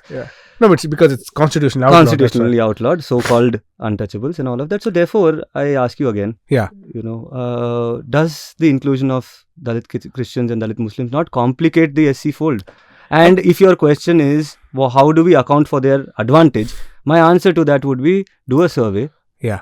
Okay, that honest self-reflection has not happened since when, yaar? Hindus have not allowed the survey to happen since when? Right. Caste Hindus Right. have been, first survey itself when it was done of economic social backwardness, they resisted it tooth and nail. When the first time it happened, I think in 1911. See, what will happen, Mondal, which I think Professor Thorad at some point, I asked him yesterday actually, that he had given some interview. Vincent Manoharan told me actually at some point. So I don't know where these narratives are, but that Vincent's struggle is against the church oppression and how he's been articulate in pushing that agenda, and he's been pretty successful relatively, and they've been gone to courts, and one of the other debates was inclusion, given scheduled caste status. Now with that understanding, the Christian community the Dalit community has become Christian is really what their recent experience is, right? Now, if you look at experience as opposed to policy, in policy, Dalit Christians can get the same protection. Like many a times, like the question is, the atrocities that happen and Dalit Christians are not covered under that. There are two things. We can make equally stringent law, or we can amend POA Act to exclusively include Dalit Christians and Dalit Muslims. I don't know. Now, Dalit Muslim category still is evolving for my experience. I'm also learning about it. I've not seen Ab yet. tak maine Pasmanda suna tha. Off late only I'm listening. Pasmanda is this whole, Now they're saying it's an umbrella category. I'll get to it when I get to it. Sometime later. But let's the whole Ashraf Ajlafs and Ajrals, which Ajral is supposed to be Dalit, and Ashrafs are per caste, and Ajlafs are so or OBC, current OBC. So what we need to understand is, within the caste fold, that, as I have raised also, will the Dalit Christian practice his or her existence as a Dalit person first or as a Christian person first? Now, why do I say this? In Hindu category, you don't have alternative. Your caste is your priority because it's theologically sanctioned, boss. Christianity doesn't permit you. Doesn't mean doesn't exist. I'm not saying that. So what will be the identity that will be performed? Now one can say, I am a Christian, right? But I am of a Dalit background, which happens, which is normal. People of any caste background with their common lineage. See, the Bamsef ideology is about converted minorities that include the whole Bahujan paradigm. Within that Bahujan, and that's why many Muslims and many Christians, South India, were part of BSP Bamsef movement, and it's not new. Dr. Ambedkar and Anglo-Indian were fighting for inclusion of separate electorates, and there is an archive. The reason I mentioned that they were nowhere to be found was that evidence and incident, which is because there are many reasons. Maybe they were not given a place, they were not given a position, but at least we could have seen, like the Adh Dharmis of Punjab, they were not they were not Sikh people. They created their own religion. They were not recognized. Matua also. Yeah, Matua, for example, very strongly, right? In Bangladesh, maybe Bengal, Bangladesh. So what we see is, we don't see that absolute evidence, and so doesn't mean we should punish for that what happened. So now what is the situation? We should look at the comparative examples. Now, very sadly, what has happened is the stereotypical exemplification of what a Christian means has been applied to the Dalits also. Which Christian means a certain status, certain stature, which doesn't, I'm not comparing, we have to compare societies with societies. The Hindu society with the Christian society, because here religion is becoming a question, caste is not becoming a question. The day these identities will be caste-centric as opposed to religion-centric. Now, for a Muslim, what is their primary identity? Islam. Their Muslimness is their primary identity. And there's nothing wrong in that. That's how they identify. But is that in contradiction with their Dalit identity? If let's assume that there are Dalits. See, the priority of your existence of untouchability is that you are unable to obfuscate your experience. Your primary identity is your untouchability. You can shroud yourself in Islam. Yes. But you can't take away the untouchability. And that remains a big contradiction to this debate. Okay. Because, see, okay, you're willing to concede that? Yeah, No. See, Islamic virtue, the ulema, is a very higher form of equality. But still you are not equal. So the question remains. You mean the Ummah? No. Ulema is Ummah. Ummah, na? The concept. Ummah. So what I insist in this essence is, if there is a practice of caste, the way we critique Hinduism, can we open up the critique of Islam or Christianity? What that will do is, that will really keep up the bare bones of this is what has happened. Now, one of the rejections is that the Dalit Christians or the Muslims, let's call the OBC Muslims mostly, they have critiqued Hinduism, but we have not seen critique of the faith that has not granted them equality. There is a critique of institution. There is a critique of, and there is nothing wrong. See, Christianity is a religion of poor people. It's led conceptually. Africa mostly is a Christian, but also Islam. It provides you certain confidence. It might not take you to the mountaintop, but it will provide you that comfort, and you will relish in this Christian theological identity, which is again liberatory and emancipatory for the backward people. But what we need to understand is, we cannot sit on the margins and offer a critique to a faith which will then denigrate us to the level, because here the country of India is still conflated with whether it is secular republic or whether it is a theologically Hindu republic or whatever republic it is. Now, the stereotype that people have promoted when it comes to Christianity is Christian institutions are there, they get minority benefits, but they don't understand that the Dalits of the Christians don't get access to that. They are still at the margins. That loud critique needs to become part of mainstream Dalit political discourse. Before that happens, the other Dalit on the other side is still seeing our Dalit Christian as Christian. But the moment the Dalit Christian is saying, you know what, I am Christian and I am happy, whatever my name is, and I believe, I bow down to the Almighty God, I believe in whatever the commandments talk about, that's your personal practice. But I am also experiencing untouchability in this example. Now, what we say is, we critique Brahminism. Now, we cannot singularly identify Brahminism as an exterior element, because there is something sinister to this.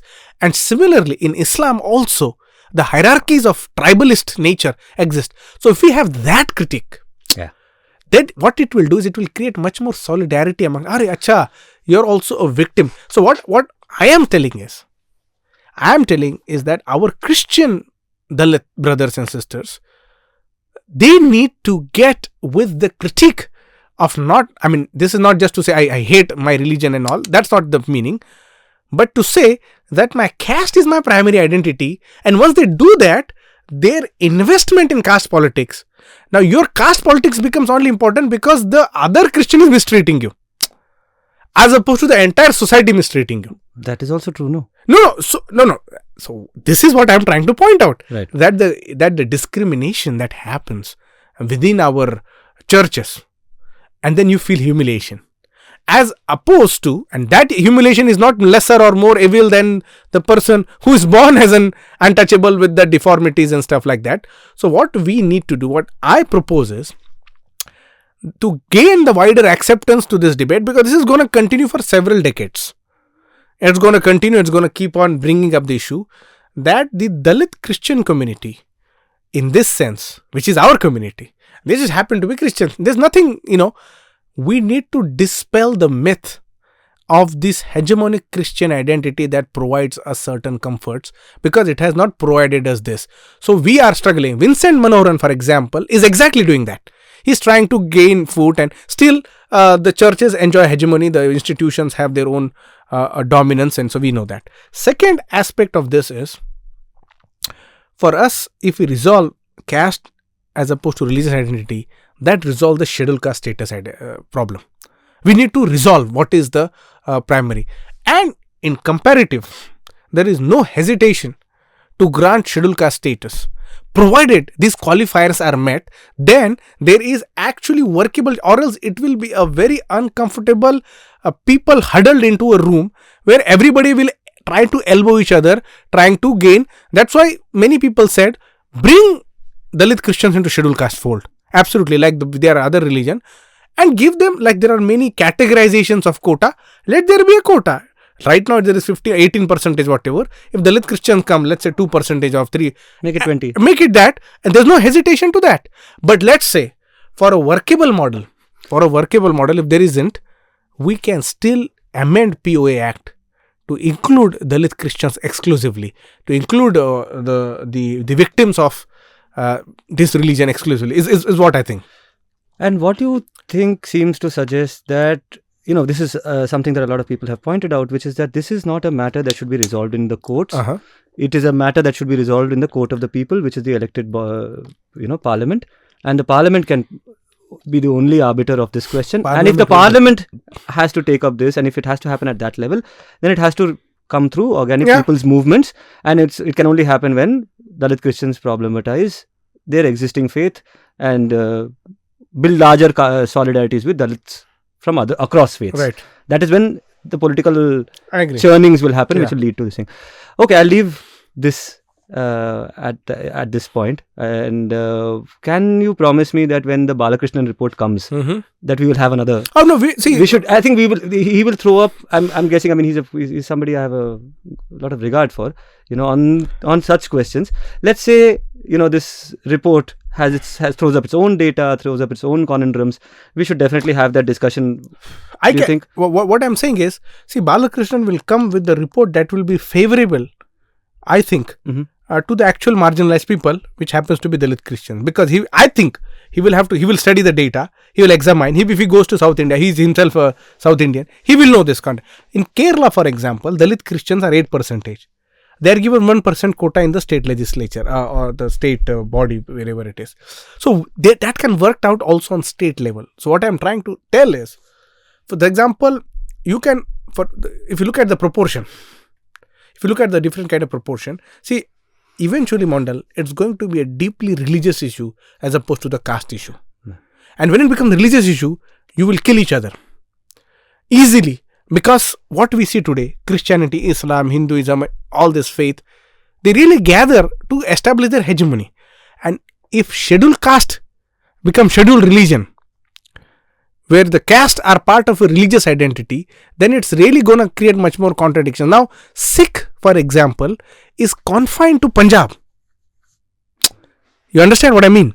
So that doesn't create an entire spillover on the rest of the India politics. You understand? We have Sikh people in Nanded and they don't have caste certificates for their, as long as I know. So, when it comes to the renaissance of Buddhist culture, majority were confined to Maharashtra and the neighboring areas. That's how it worked out. So, when we are creating these changes, it has to be a national change that needs to, and for that we need to have national buy-in. So, I think the debate that we need to do is, we need to resolve, recapping this, is will the Dalit Christians or the Musalmans of different castes identify themselves with caste identity first or religion identity first? That has to be resolved. Once that is clear, then the critique of their existence through theological experimentation that happen through not just church or mosque mein to hota nahi hai, we usually know, but through private practices, then that is not a religious question, that is a social question. And then if that's a social question, the religious question here is given priority in the scheduled caste order. Religion ka question ko priority diya hai, but it is not prioritized in this sense. So we need to reform this, or else what it will do is, it will just keep beating us each other. This is a Christian guy, this is a Muslim guy, this is a Hindu guy, this is a Buddhist guy. There will not be resolve around the issue that we are trying to meet at common place. Wow, that's a lot of ground covered. Thank you so much, Suraj, for being here, being patient.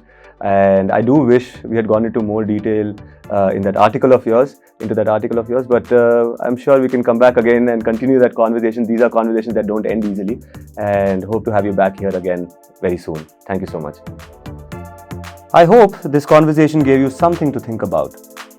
I'll be back with another provocative thinker in the next episode of What's Your Ism?